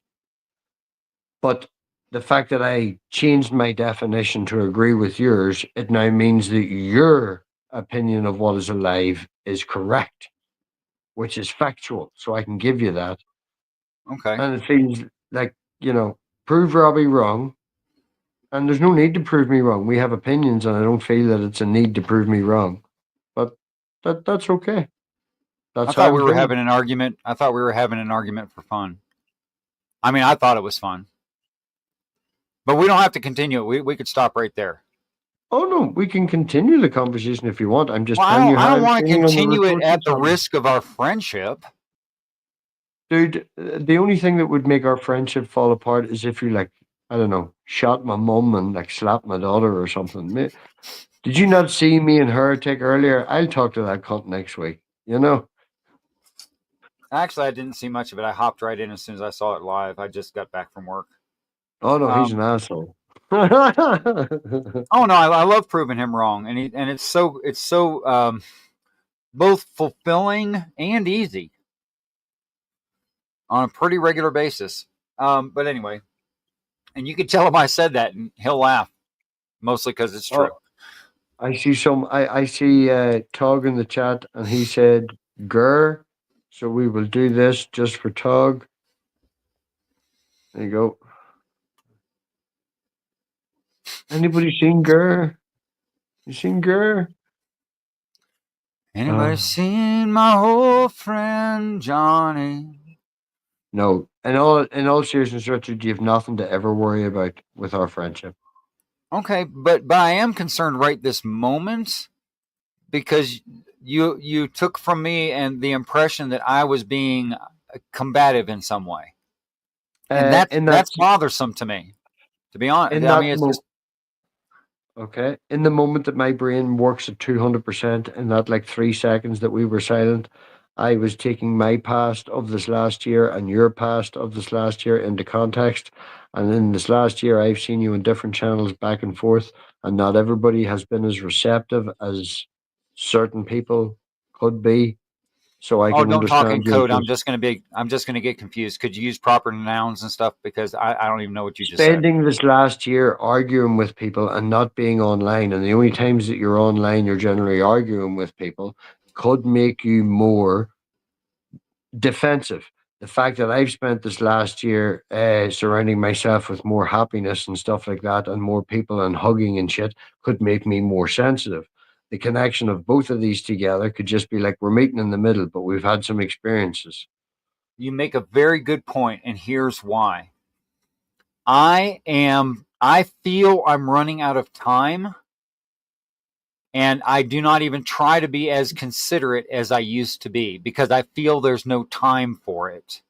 And besides that, every time I've been considerate of people, it did not help them. And because and if I can just jump in, because I generally would give people the consideration, and when assholes come back and be assholes to me, I'm like, do you know what? It's too late in my life to give a shit. I'm gonna move on.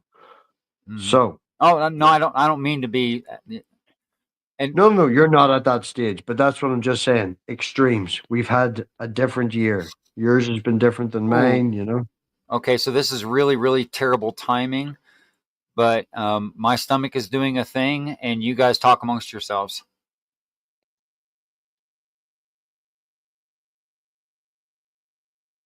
Damn. It must have upset something. 3 minutes warning would have been good. Or knock it offline. I feel weird now. What do you mean 3 minutes warning? Well, he just jumped off. A 3 minute warning before he ran off could have let us like build up to a conversation. No, I think he's got an upset tummy. He might have. I think he's had to run to the.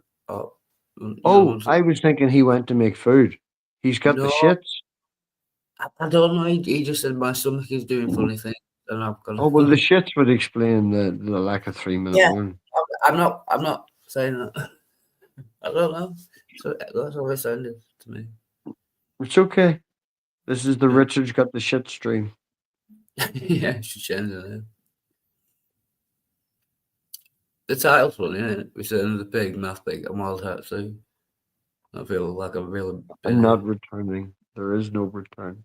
I'm gonna be one of them like hermits that just run around from people's channel to channel. Yeah. But yeah, I don't know. I'm gonna give him 7 minutes to 4:15, and then.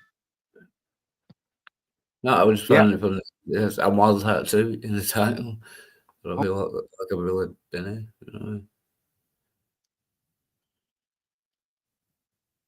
I'm back. Did that work? Yeah. I'm on my mobile, so I'm swapping back and forth. Yeah. I don't know. A nice person that I'm talking to, getting to meet, fell asleep with me earlier, and now they just woke up. Yeah. So I might go talk to them. Yeah. Yeah. Hold on. I'm seeing if I can multi-screen on my mobile. Right. Is this working? Am I still here? Yeah.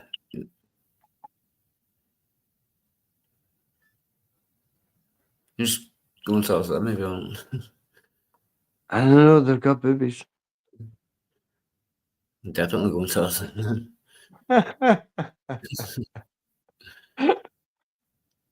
No. I'll respect Richard and his lack of boobies, and I'll hang around for another 6 minutes. Yeah. Okay. I see the private chat, and it says WildHeart wants to ask a question when there's a break. There's a break. Yeah.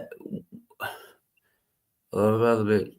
I don't want to get all depressive about it, but why is it that everyone kind of ignores me and talks over me, and in every stream, whether it's mine or others? I don't want to make it all that, but No, that's fine. WildHeart, right now, again, I think you're feeling a wee bit oversensitive because me and Richard did say that we were probably just going to have the crack and talk, and you're welcome to join in on that. So this particular situation, I'm over talking you and ignoring you because I haven't seen Richard in 6 months, and like you want to do deeply dipply with me. So that's this particular situation. Earlier on, when Heretic was an asshole to you, I didn't white knight, but I would call him out on him doing that. So I agree with you, and will shut people down if I say it. I mean, that's fine. I can't get. That was just bad fucking timing. Go. I mean, that's fine, but I was, playing Candy Crush there, and then someone shouted, "WildHeart, come in," and then I got across with sensors out, and then, That was me. That was me calling you because I missed your input. Yeah, but I started talking, and then you overtalked me and started talking to Richard again. So because Richard told you that you could be quiet because me and him haven't talked in a year. No, but while he shout me back, then I get across with sensors out, and then talk over me and just ignore me. WildHeart, I'm not going to defend people who shut you down. I don't mean to tonight. I apologize.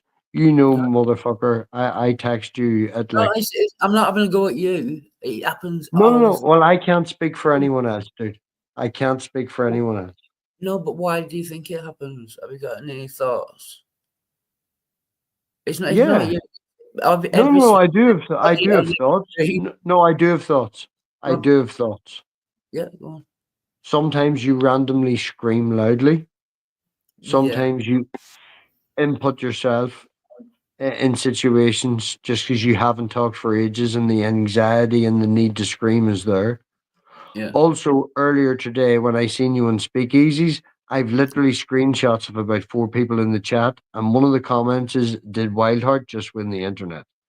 Your arguments were very good today on speakeasies for the little time that you talked. That's All what right? I mean. Even my arguments are good. The same Yes, thing. That's yes. what I mean. When you're in a solid state of mind and you wait your turn to speak and read the room. Tonight specifically is a big read the room thing. Like me and Richard just haven't seen each other in ages. Not this stream and not you. I'm not talking about that. It's just. Oh, I understand that, but you brought it up right now. Every stream and everyone. I was wondering if you had any thoughts of what I can do about it, if anything. Same thing that everybody tells you to do. Drink some water in between the alcohol. Smoke some weed to chill yourself out. Fuck off and go to bed. Just sleep. No, I didn't say fuck off and go to bed. That's not what I said at all. I'm not saying you. You said what everyone tells you to do. Okay. I'll agree with these statements. I would say drink some more water in between the alcohol.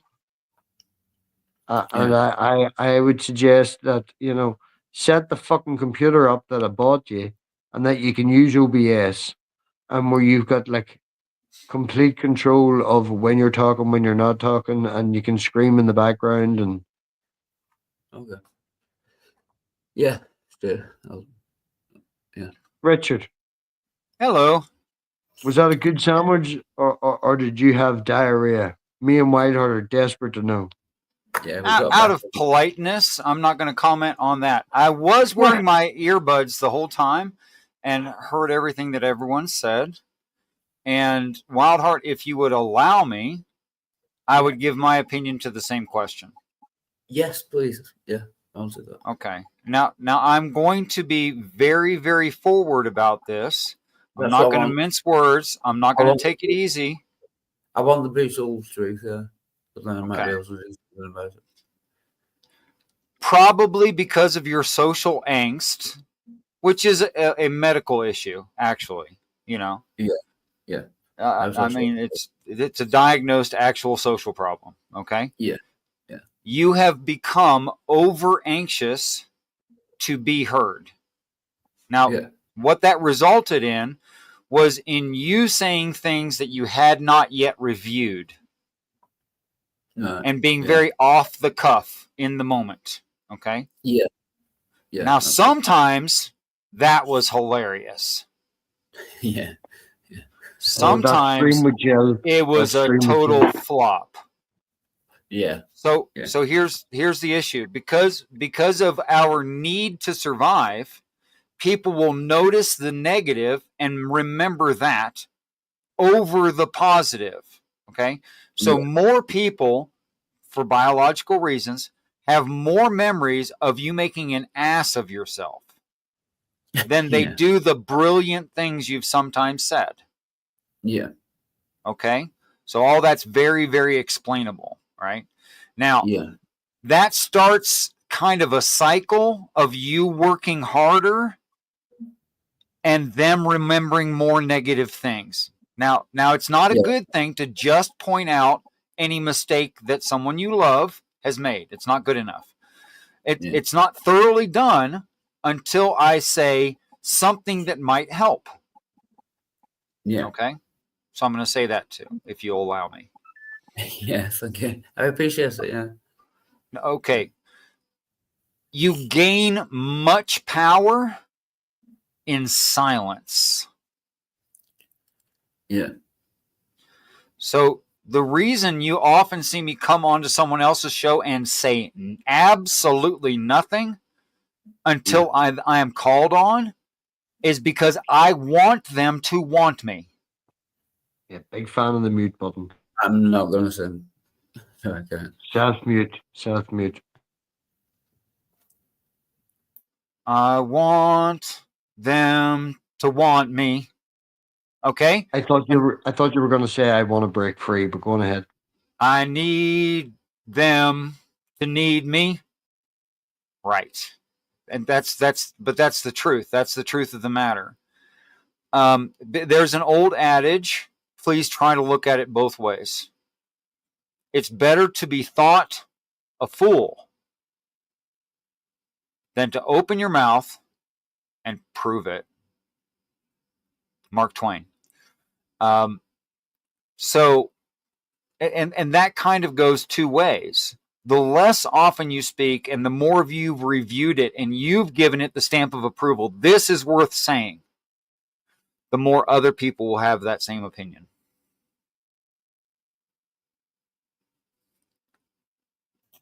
Yeah, I appreciate that. And that is all correct. And yeah, I can see that. That's be perfect. But and I want you, I'm trying to say this in love because I do care about your happiness. Yeah, no, I'd rather. Okay. I'd rather. Yeah, I just don't understand why the same thing happens. You know, if I go on a new panel that I've never been on before, exactly the same thing happens. Because you've already developed the social cues that tell them that this person is not confident in themselves, which is completely understandable in your case. Yeah. And you're projecting that out, and people pick up on it very quickly. Yeah, I got it. Yeah. And you generally join strangers' streams when you're drunk. I join every stream when I'm drunk. I don't come on the internet when I'm not drunk. You know what I mean? I watched you today in Speakeasies. You did really well. Okay? And that was early in the day. I know you were drinking, but you weren't drunk. Okay? Yeah. And you waited your turn to talk. You had a conversation rather than pull a heretic, you know? Yeah. Yeah. But like I said, the same thing happened. That's the first time second time I've been on this channel. We don't know, and like everyone on the panel, you know, I find it difficult to finish a sentence, like, not ever, but. Can I tell you a little story, WildHeart? Yes, please. Okay, and sorry, I didn't mean to make it all about me. I didn't mean to make it all about me. Why not? What's wrong with that? Because it's your channel. If you have I care about you. It's okay if it's all about me you. For fucking an hour and a half. Let's make that is not true. We talked quite a bit about snakes and your daughter. Yeah. Wasn't all about you. I was 26 years old when I was stupid enough to take over a supervisory position on a construction job site where there was already working a man 10 years older than I was. Yeah. And this man was very, very unhappy there. And he also said things to me that I knew were not true. Yeah. So I told him that I think he'd be much happier working somewhere else. Yeah. And I think the company offered him a small severance package.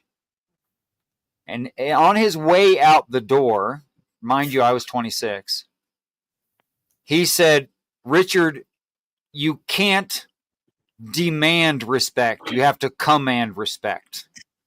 My first reaction to that was I was very, very off-put and upset and pissed off, right?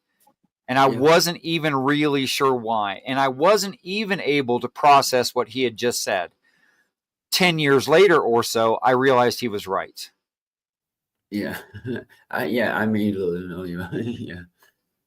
Okay, and here's what I think that saying means. He didn't write the saying, but it's a saying. I think what that saying means is that if you are not acting respectable, you will not be respected.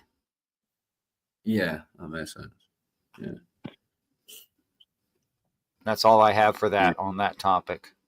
Yeah, no, that makes sense. I just mess about and have a laugh too much, I think. So when you try to have it, I get when you try to have a serious discussion, they already think, you know, you're a dick, and just, that makes sense. To be fair, he spends too much fucking time talking to Jill about slavery. That would rot my brain. Wait, has it been more than 3 seconds you talked to Jill about slavery? Anything over 3 seconds is too much. Oh, Richard, I'm I sorry. was. WildHeart, I'm sorry. I am. Shut the fuck up. My turn. Him and Jill did the slavery conversation like 4 times in 1 week. My brain was going to blow up. Wow. Yeah, that's way too much of it. I can't believe you put up with him that long. That's extreme patience on your part, Dave. But I knew, to be fair, 2 of those hours, it was Jill talking and I was asleep. There was no one else there. No one watching. He just talked for 2 hours just to himself. It took him that long to figure out you were asleep? No, I think he knew I was asleep. And He didn't care. You fell asleep in your own stream last week as well, dude. All right, because you gave up and just. I rang you. Do you not remember? I rang you and woke up and was like, dude, Jill has been preaching for an hour on your channel. Fucking shut the stream down. Yeah. Wow. That's one of the reasons it's.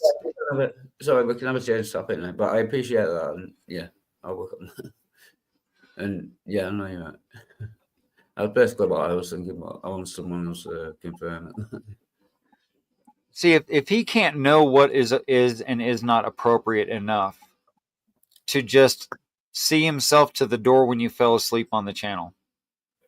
Yeah, no, he didn't. And just let it be a sleep stream. If he doesn't know that that's appropriate, that is the very reason we're sitting here talking about how wrong he is for doing that. Yeah, basically, I think I fell asleep on the chair first. Then when I was getting up, I kicked the laptop, so it flipped over, so it was just showing the ceiling. And then at some point, I went to bed. Didn't notice any of it and just carried on talking for 2 hours. So that's kind of thing, isn't it? See, but that's the sort of thing that he does. That's how he has lost people's respect, is by doing things that are inappropriate. Yeah. Okay. Yeah, but thanks for that. Yeah, that's good. Yeah. Okay. Now can we have a fight? Oh, sure. I love fights. What do you but think? I want it to be a useful and meaningful fight, though. Okay. Yeah. I've come up with several arguments, but I don't know whether I've talked to you about them before. Okay, we're talking fights. Sorry, go ahead. First, I need to know something from our brother Robbie. Yeah. Yes. How nice are breasts? Good question. How nice are breasts? How nice are the person you're going to go talk to next? I don't know, dude. Don't be asking that. I sent her the link like 5 minutes ago. She just asked me what I was doing. So let's not. She doesn't know about this channel.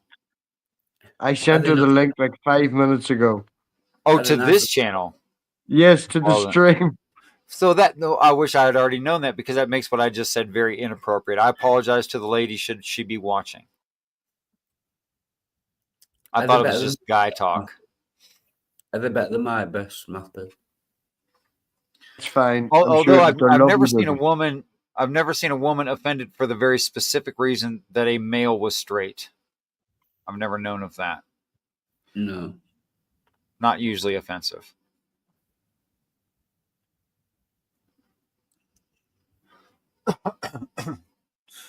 Sometimes a good thing, actually. Lovely boobies. I hope for you they are. I really, really do. It won't help me either way. It does nothing for me either way. But I hope for you. Yeah. I used to be happy. Yeah. WildHeart, WildHeart, if somebody did paper mache with 2 balloons, you'd be fucking happy. Be quiet. Yeah. I can just see, I can see WildHeart tomorrow doing arts and crafts with paper mache balloons, and he bought fucking bottle, the top, a baby bottle. Then nipples for the top of baby bottles, and he's just making paper mache nipples. Just go to bed, WildHeart. Stop it! It's starting to turn me on. Oh, for fuck's sake, you're a monk. No, I'll just blow one of the dolls. It's fine. Yeah, got that covered. Yeah, got a couple. Somebody said, "What happened to Braze's channel? Did Braze get shut down?" That's funny. Anyway, really? Huh? I don't know. That's a question. Right, girls, Talk to you later. Richard, we need Love to you, like brother. sort something. Yeah, we need to Like, do something on a regular basis again. We do. yeah. Yeah. Like I've been talking to a few people, but like I was thinking something stupid. Like online Monopoly or online Cluedo could be really good fun. I I think love Cluedo Yeah. would be, Richard did it in the library with the candlestick. Like that's brilliant. Once a that. month we just spend an hour and a half playing a We board just game or established something. I'm a monk. I'm not doing nothing, even with a candlestick. Okay, nobody mentioned your butt. That's WildHeart's got her mind, right? Oh, now you've got to see. I wasn't going there. You did. Oh my gosh, that's funny. Anyway, Anyway, anyhow, something silly like that. A game of Monopoly, a game of Cluedo. I could do something like that one night a month. I could, Yeah, but that would be all the patience I'd have for something like that. You know that, right? yeah. I'm talking an hour and a half or something. Yeah, Okay. like how long does a game of Cluedo last? And at the end of the day, Richard, if it's not a night you're in the mood, you can be the person murdered. You only have to hang around for 30 minutes. There you go. That's much better for me, actually. And just lie on the floor. What was that? There was a game set. It was an online, several participants. Everyone had a very blocky cartoon representation of themselves. Quiplash. It was good, brother. I love you, and I love everyone who was there, actually. But it was all I could do to stay, man. No, that game's not along your lines. The whole point of that game is to be as rude and ignorant and as sexually innuendo as possible, and that's Yes, not it your was. style, Yeah. But game of Cluedo or something like that, game of Monopoly or something for even I'm an hour afraid and a it's half. actually the same situation. It's not so much the crudeness. Can we do It's hungry, not. hungry That's not hippos? it. What's that, Dave? Can we do hungry hippos? Online. Whoever MathPig. smashes their fucking space bar the hardest, I bet you there is an online hungry hippos. Let's go. And if you win hungry hippos, you get the floor for 20 minutes, Richard. Whoever wins gets a debate topic for 20 minutes. Oh, brilliant. Debate by hungry hippos. There's a new show. Yeah. I am gets the trying to most have. I've been trying to solicit for serious debates, and it's really not happening. Probably because I'm twofold, new to that community and extremely fringe. So I don't think that's going to go very far. I thought you said extremely French then. I was worried. No, not extremely French. I'm not the people that should objectively be killed off. Yeah, I was going to leave that song, but yeah. No, we recently FRINGE. Yeah. My company recently broke into the French market and we're selling our stuff over there, and we've got like one supplier that rings over, hello, is it about? And it is literally the cartoon. It is like, I don't want to be racist or anything, but he got off the phone the other day and one of the boys made a joke about him being, what do you call him, that skunk from the Disney movie? Lenny Le Pew? Pepe Le Pew. Yeah. Petty Le Pew. Yeah. Yeah. He sounded like Petty Le Pew. Yeah. Mes Yeah. Richard, it has been really good talking. Don't be doing anything with no candlesticks in the library. Oh, okay. I won't. Hello, Alicia. Nice to meet you. I don't even have a library. You want to use a hammer in the living room? Oh, Let's Farms there. Yeah, Let's Farms been here. He's been here for several moments. I've been popping in and out and haven't seen him in the chat. It's good to see you, man. Anyway, nice to talk to you. I have to get my fucking car's up for MOT in the morning. It better pass. MOT means inspection, I guess. Yeah, it's a yearly inspection that must be done, and I have to fucking get up early and hose the car down and get it tidied and. What? They expect it to be clean too? Why? What's that got to do with it? No, Well, if you climb underneath the car and you can't see the brake pipes because there's slush and shite and muck on it. I see. It's more underneath the car than outside it, but you know. Do you know what MLT stands for, MathPig? Pardon? Do you know what MLT stands for? I don't. Yeah, mother under Trudeau. Yeah. That's something that MOT could stand for, I suppose. I don't know. First fucking letter these words. You looked very Canadian. You were talking French Canadians. That's where my brain goes. You know? It's motor vehicle observational test. Ah, good knowledge. I totally made that up. Yeah, see? That makes sense to me. Yeah, Actually, he works pretty spoke with good, but- confidence. Call him Joe Rogan from now on, or Alex Jones. Speak with confidence. Right. Have fun. Good to see you. I love you, Get brother. your Go to the fucking Tesco's tomorrow and get a picture done, man. It's 15 minutes, 20 minutes of your time.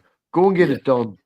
And then we can work on that shit. Because if you don't, you're going to leave it too late. It generally, unless you're paying extra, it's 8 weeks. So you're already past that. So you need to get your, Yeah. Get my shit together. Yeah. I will Right. tomorrow. Motherfucker won't. Right. See you later. Cheers, man. Later. Good to see you. Love you all. Love you. Definitely one of my favorite arguing partners. Yeah, he's good. I'll give him that. So, how's life been for you in the past week and a half?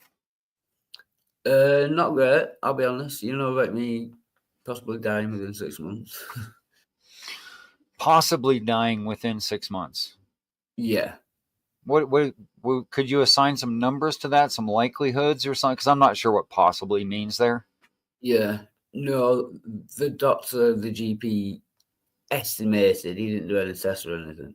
He said if you carry on drinking, you'll probably be dead within 6 months. And I've carried on drinking. Now you've had time to think about that, and I'm just right off the cuff. So if I say something stupid, just tell me, Richard, that's stupid. No, it's fine. I'm not sensitive about it or anything. It's fine. No, but if I say, well, that's fine to be not sensitive. But if I say something stupid, as a friend, I expect you to tell me. Yeah. Okay. Do you think that you've had time to think of? Do you suppose there's any chance the doctor was exaggerating to make an impression on you, and none of it's true at all?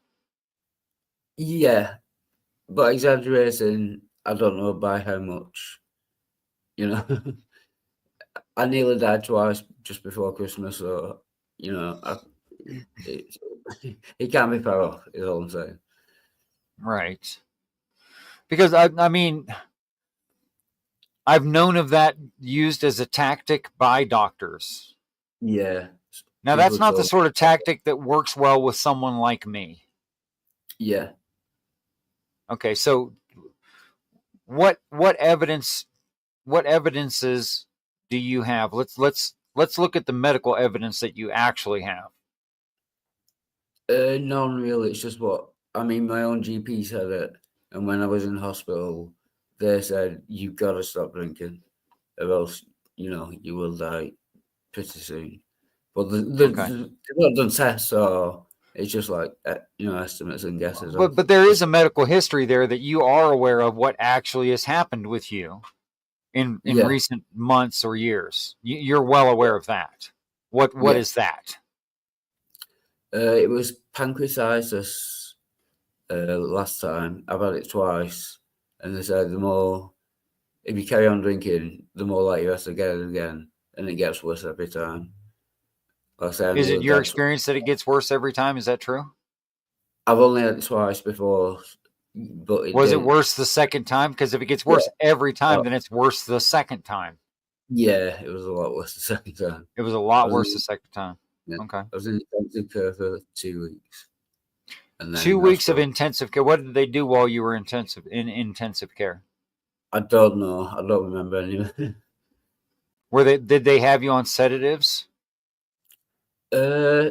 I think so, yeah. I was on like morphine. I mean, if you have no memory of it and you weren't dead, then they had you on sedatives. Yeah. They must have Okay. been, Okay. They had you on sedatives. Okay. Yeah. So, yeah, it's not great. But I know it's off topic, but I've kind of chose to carry on drinking and die anyway. I know. Oh, you knew that. That's good. Yeah, I know that. Yeah. I'm just exploring the rationale of whether or not what your doctor said actually makes sense in reality. Yeah. No, it could very well be wrong. I know what you mean. He said it just to scare me into stop drinking that. Yeah. Well, I don't know that's true. No, I don't. But it's possible.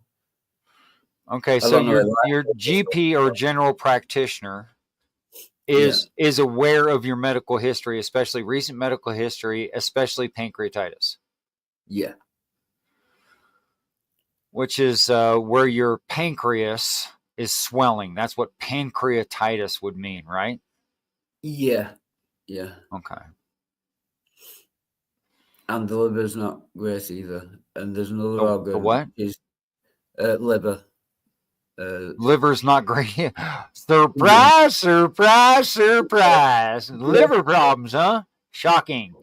Who'd have thunk it? Who'd have thunk?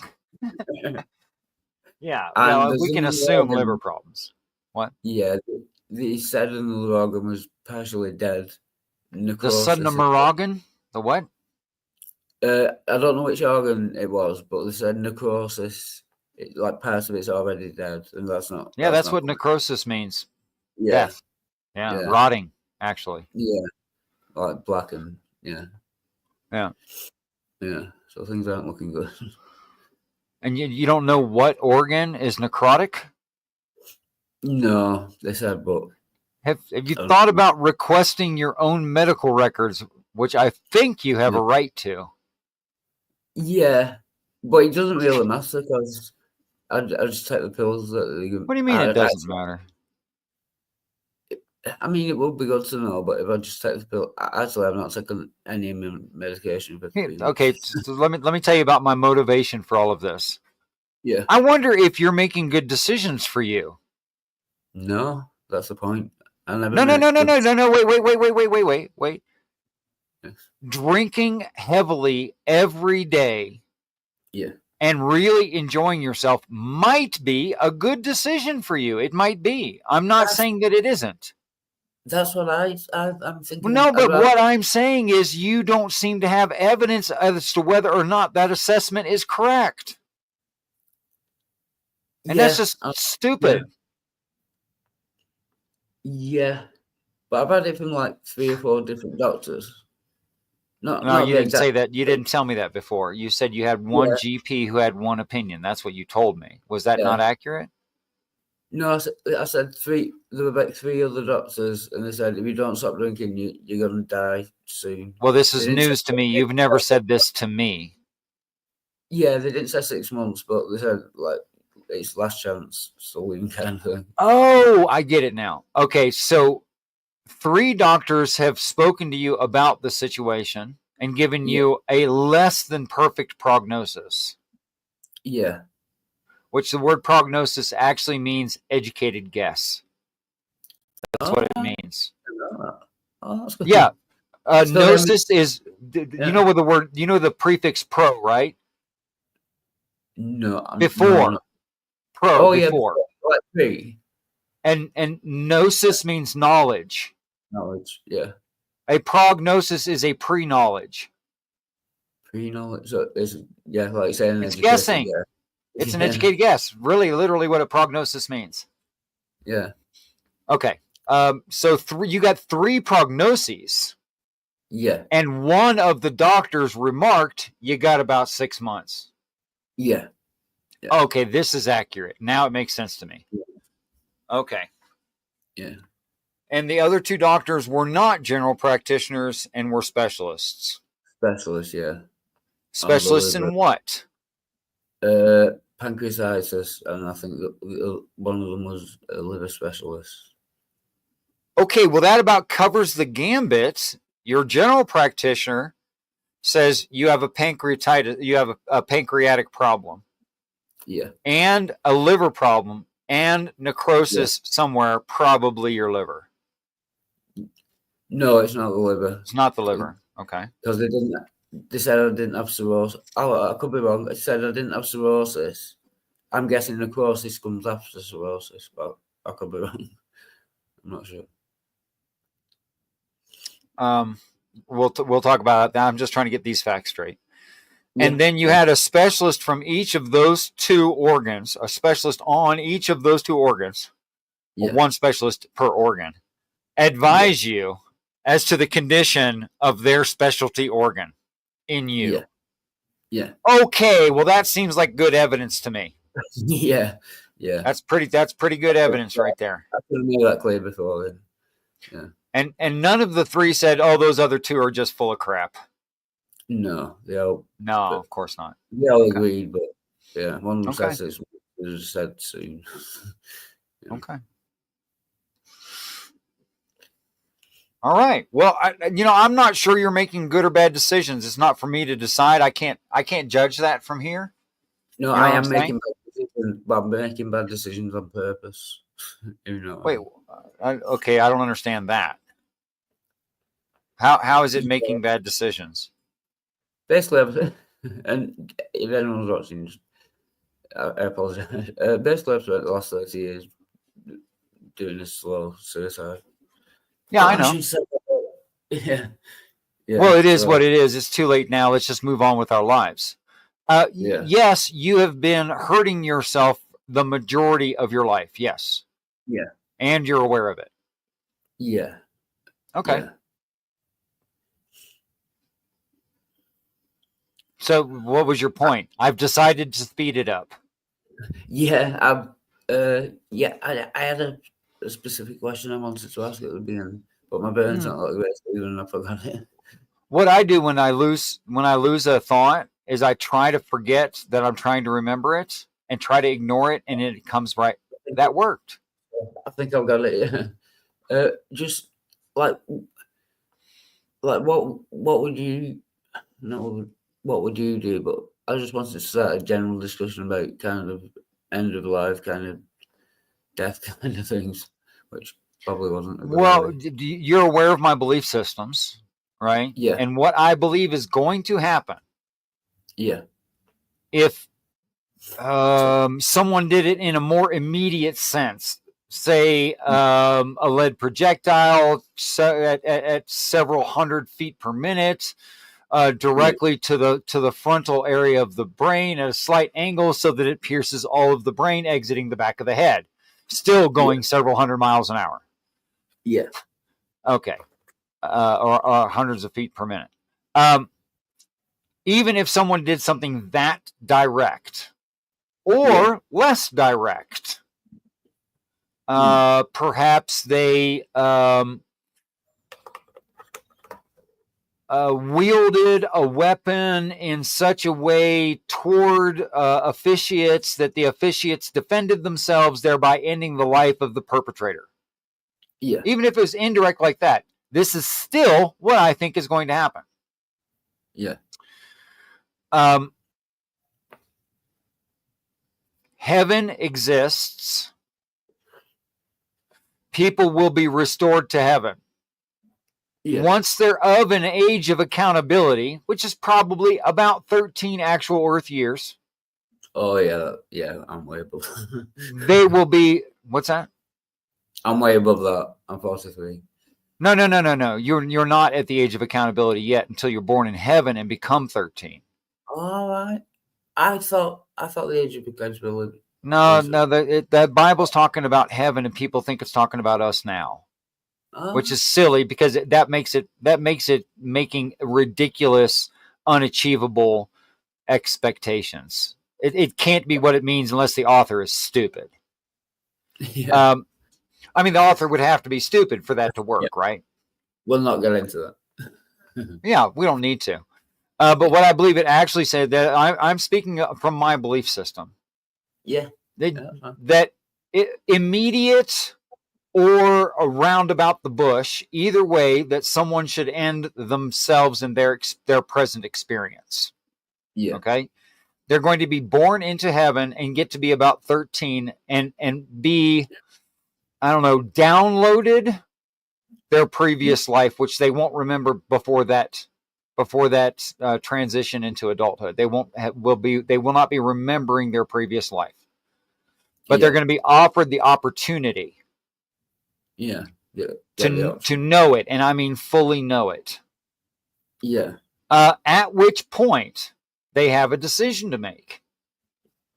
All right, stay or go. Now, if a person should choose to go, that go is permanent. They will not be restored because that was their choice as a sentient, aware of all the facts. Okay, which we are not aware of all the facts right now. Yeah, which is how we can't be blamed. But if you get the choice, so you wouldn't know what your previous life was like, and they say, "Do you want to know your previous life or not?" How do you decide? Because you won't know whether it was good or awful. Because I think most people would, peace and respect, Robin Webster. I think most people would opt for yes, because otherwise my mom born into heaven doesn't remember me being her son. Yeah. But say in my case, I wouldn't want to remember this life, but I wouldn't know it. Because it's fucking terrible. Yeah, but you wouldn't know that at the moment now, would you? Now, to be fair, they'd have to fully tell you that there are going to be difficult and beautiful things. Yeah. They would have to tell you the truth about that, or else the angels would be liars. Yeah, but they won't give you details about what your life was like. I don't know. I don't know. I haven't prayed about that yet. Yeah. Just right now in the moment, I think one of the big deals about heaven is propriety.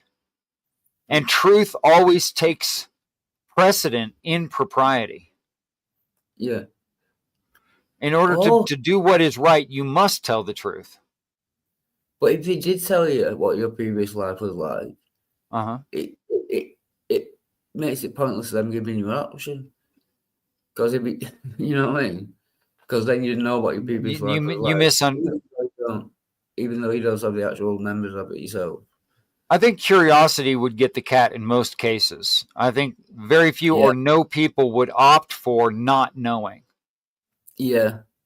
But the few unfortunates that had really terrible lives. And why is that bad? I'm serious. It's not a gotcha. I want to know why that's bad. Because I know now that I would not want to remember my life. But if I didn't know what my life... But if I didn't know what my life was like, I would probably say, yes, I want to know. And then I would remember, which I don't want to. So it'd be a bad thing for, certain people. Okay, let me present it a slightly different way than how I think you're looking at it. And correct me if I'm wrong. Yeah. You're saying it would be a negative thing because this life has not been very, etc. Whatever qualifier. It's not been that. And some people's lives are that, so you have a comparative. So you can say my life is not like as other lives are that I have seen, and I don't appreciate it. Something like that? Okay, good. Yeah. So that's the foundation. That's not the claim. That's just the foundation for the claim, okay? Here's my claim. Let's say, for instance, I had a horrible vehicle accident, right? And when I was 4 or 3 years old. So my whole memorable life, I have been a quadriplegic. Yeah. Okay. So I've been wheelchair bound. Everyone has been taking care of me as if I'm an infant. I'm now 30 years old. Yeah. So my whole life has been as a quadriplegic being cared for. Yeah. Which was often embarrassing. Yeah. Demeaning, demoralizing. I knew that I was different from everyone else because I didn't receive a brain injury. Yeah. But say upper spinal injury that left me paralyzed, something like that, a neck injury or something. Okay. Yeah. And then along comes James Tour, and along comes micro ribbons that rejoin nerves. Yeah. And they cut my spine and rejoin my nerves. Yeah. And though I have to do some physical therapy, I regain all my mobility. Yeah.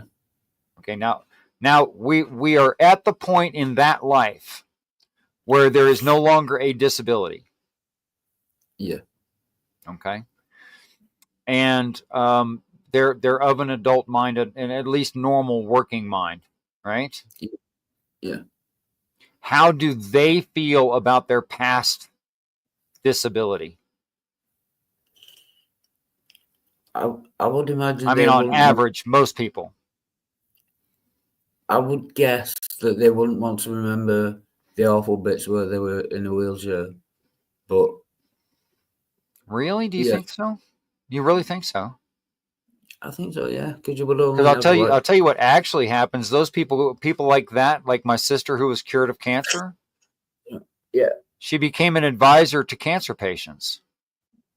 Oh yeah, the future life would be okay. I'm saying they wouldn't want to remember the bad bits while. No. My sister would not have forgotten her cancer experience for anything.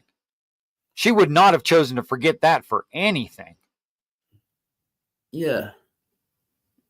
I get what you're saying because it helps them in the future. Yes. Isn't that strange? Yeah. But if someone's whole life was just bad, then when you get to heaven and you have a new life, why would you want to remember the bad life? For several reasons. Yeah. Yes. I can't imagine my sister having been cured of cancer and gone, well, screw that. I'm done with that. I'm going on with my life.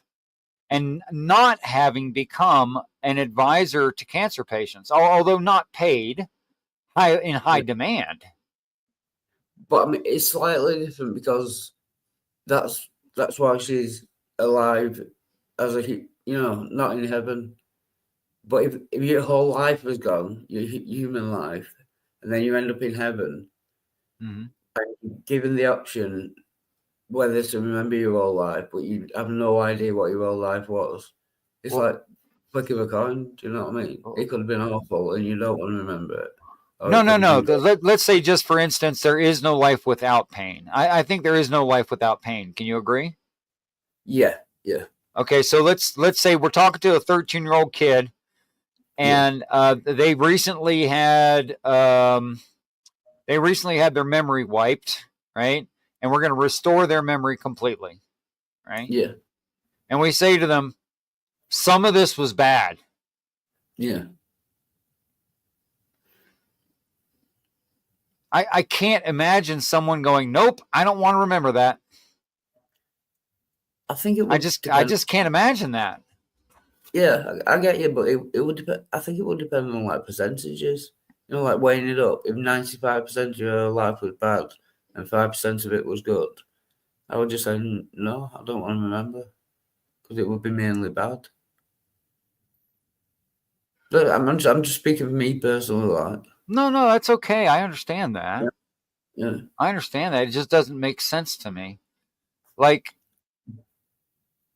okay, I was born flat-footed. When I was age 51, I got arches. Yeah. Just one day I noticed I had arches. Been flat-footed my whole life. Yeah.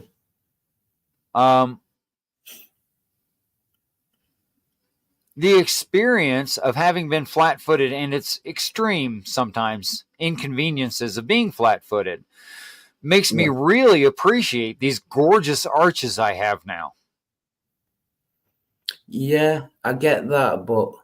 Whereas people who are born with arches, I've never seen them get very happy about having them. Yeah, but again, it's going from having something wrong in this life to it being better in this life, rather than the whole of this life ended and you start a new life. Why would you want to remember your whole life if it's like 95%, bad memories. Well, so I can tell the story of being flat-footed. That's why I would want to remember. Even in the new life? Yes. When you wouldn't be flat-footed? Yes. To start off with? Because maybe I could talk to someone who always had arches and convince them or at least vicariously give them the experience of the joy of having arches. Yeah. I mean, what if you, by some odd medical reason, were completely healed of these medical problems, and your past medical issues were not going to be a problem in the future, and you could drink as you like. Yeah. Because you're starting afresh. Yeah. Say like you were 16 again or something, right? Yeah. Yeah. For whatever reason, maybe medical advances. Okay. Yeah. Let's say that happened. Are you saying you might seek, and you're going to live for a very long time? Are you saying you might seek a hypnotist to forget what you've been through? Yeah, if I could get an hypnotist now to just wipe my memory, I would definitely do it. Okay, now I want you to bear in mind in this scenario, you stay in this life, and you stay in this reality, and you stay around people who are abusing themselves with alcohol and ruining their liver and kidneys, and you stay in that situation, and you still know folks like that. Yeah. But you would rather forget what happened to you. Selfish, yeah, that's very selfish. I get what you're saying. What I was trying to get you to say, yeah. Yeah. Yeah. Yeah, but that's not fair. I wasn't trying to get you to say it. I was trying to get you to realize it on your own. Yeah, no, you should do it if it's true, and it is. It is true. Like, my mom's gonna be like devastated, and I'm doing it anyway. It just sounds like I happen to be very selfish.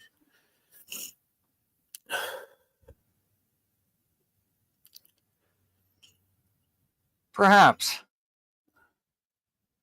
Or perhaps that's a story you tell yourself. Yes, because it doesn't make sense to me to be a highly selfish person who has social anxiety but wants love and acceptance, actually really, really desperately needs social love and acceptance. Yeah. And you can't tell me that's not true, because I know it's true of you. Yeah. Which is why you sometimes overreact and talk a little bit too much, try a little bit too hard. People pick up on that and blow you off. Ignore you. Sorry, that's an old expression for ignore you. Yeah, no, we have that as well. Yeah. Okay. I wasn't sure. Yeah. Okay. Just a little food for thought. You don't have to review it, even out of respect or love for me or anything, but I wish you would. I wish you'd think about this some more. Yeah. Okay. Well, it is that time of day that I need to wind down and not talk about serious things and eventually fall asleep. It's that time of day. Yeah. Yeah. That's good. And thank you very much for, helping me out and, giving me advice. I genuinely care about you. I fully expect to see you in heaven either way. Thank you. For me, it's a zero gain sum. Yeah. What you do right now, and this, to me, my beliefs, the only difference is how much experiences you have between now and heaven. To me, that's the only difference. Yeah. Okay. Yeah, that's cool. Thanks a lot, Richard. I'll leave you to do the wrap it up. Yeah, thanks a lot. Man. Are you doing shows on your channel? Yes, a lot. Like you're doing a lot of them. You want to go ahead and like link your channel? Oh yeah, it's just WildHeart Resurrected 3. No, don't ask people to do things. Yeah. Just make it as easy as possible and do it for them. Yeah. Because in this age of convenience, that's too much to ask. Yeah. But I'm going to be going back to WildHeart Resurrected 2 as well. Okay. Because I've only been bought for 7 days, for karaoke again. So I'll put the WildHeart Resurrected 2 in. That'd be fine. It's only going to be like 2 days now, so I don't see it in the chat. No, I'm getting it now. Okay. I'm sure you have mod here. Yeah, I think so. Okay. I would think so. That's if you don't, I'll correct that. Yeah, that would be some kind of oversight that I wouldn't even know how that happened, actually. Yeah, it's got to. Cheers, lovely. Man. Okay. Cheers, Dave. Have peace. Cheers. Thank you. Everyone's side chat as well. I'll see you later. Bye. Well, thanks for dropping by, everybody. I hope you took something from the show. I know I did.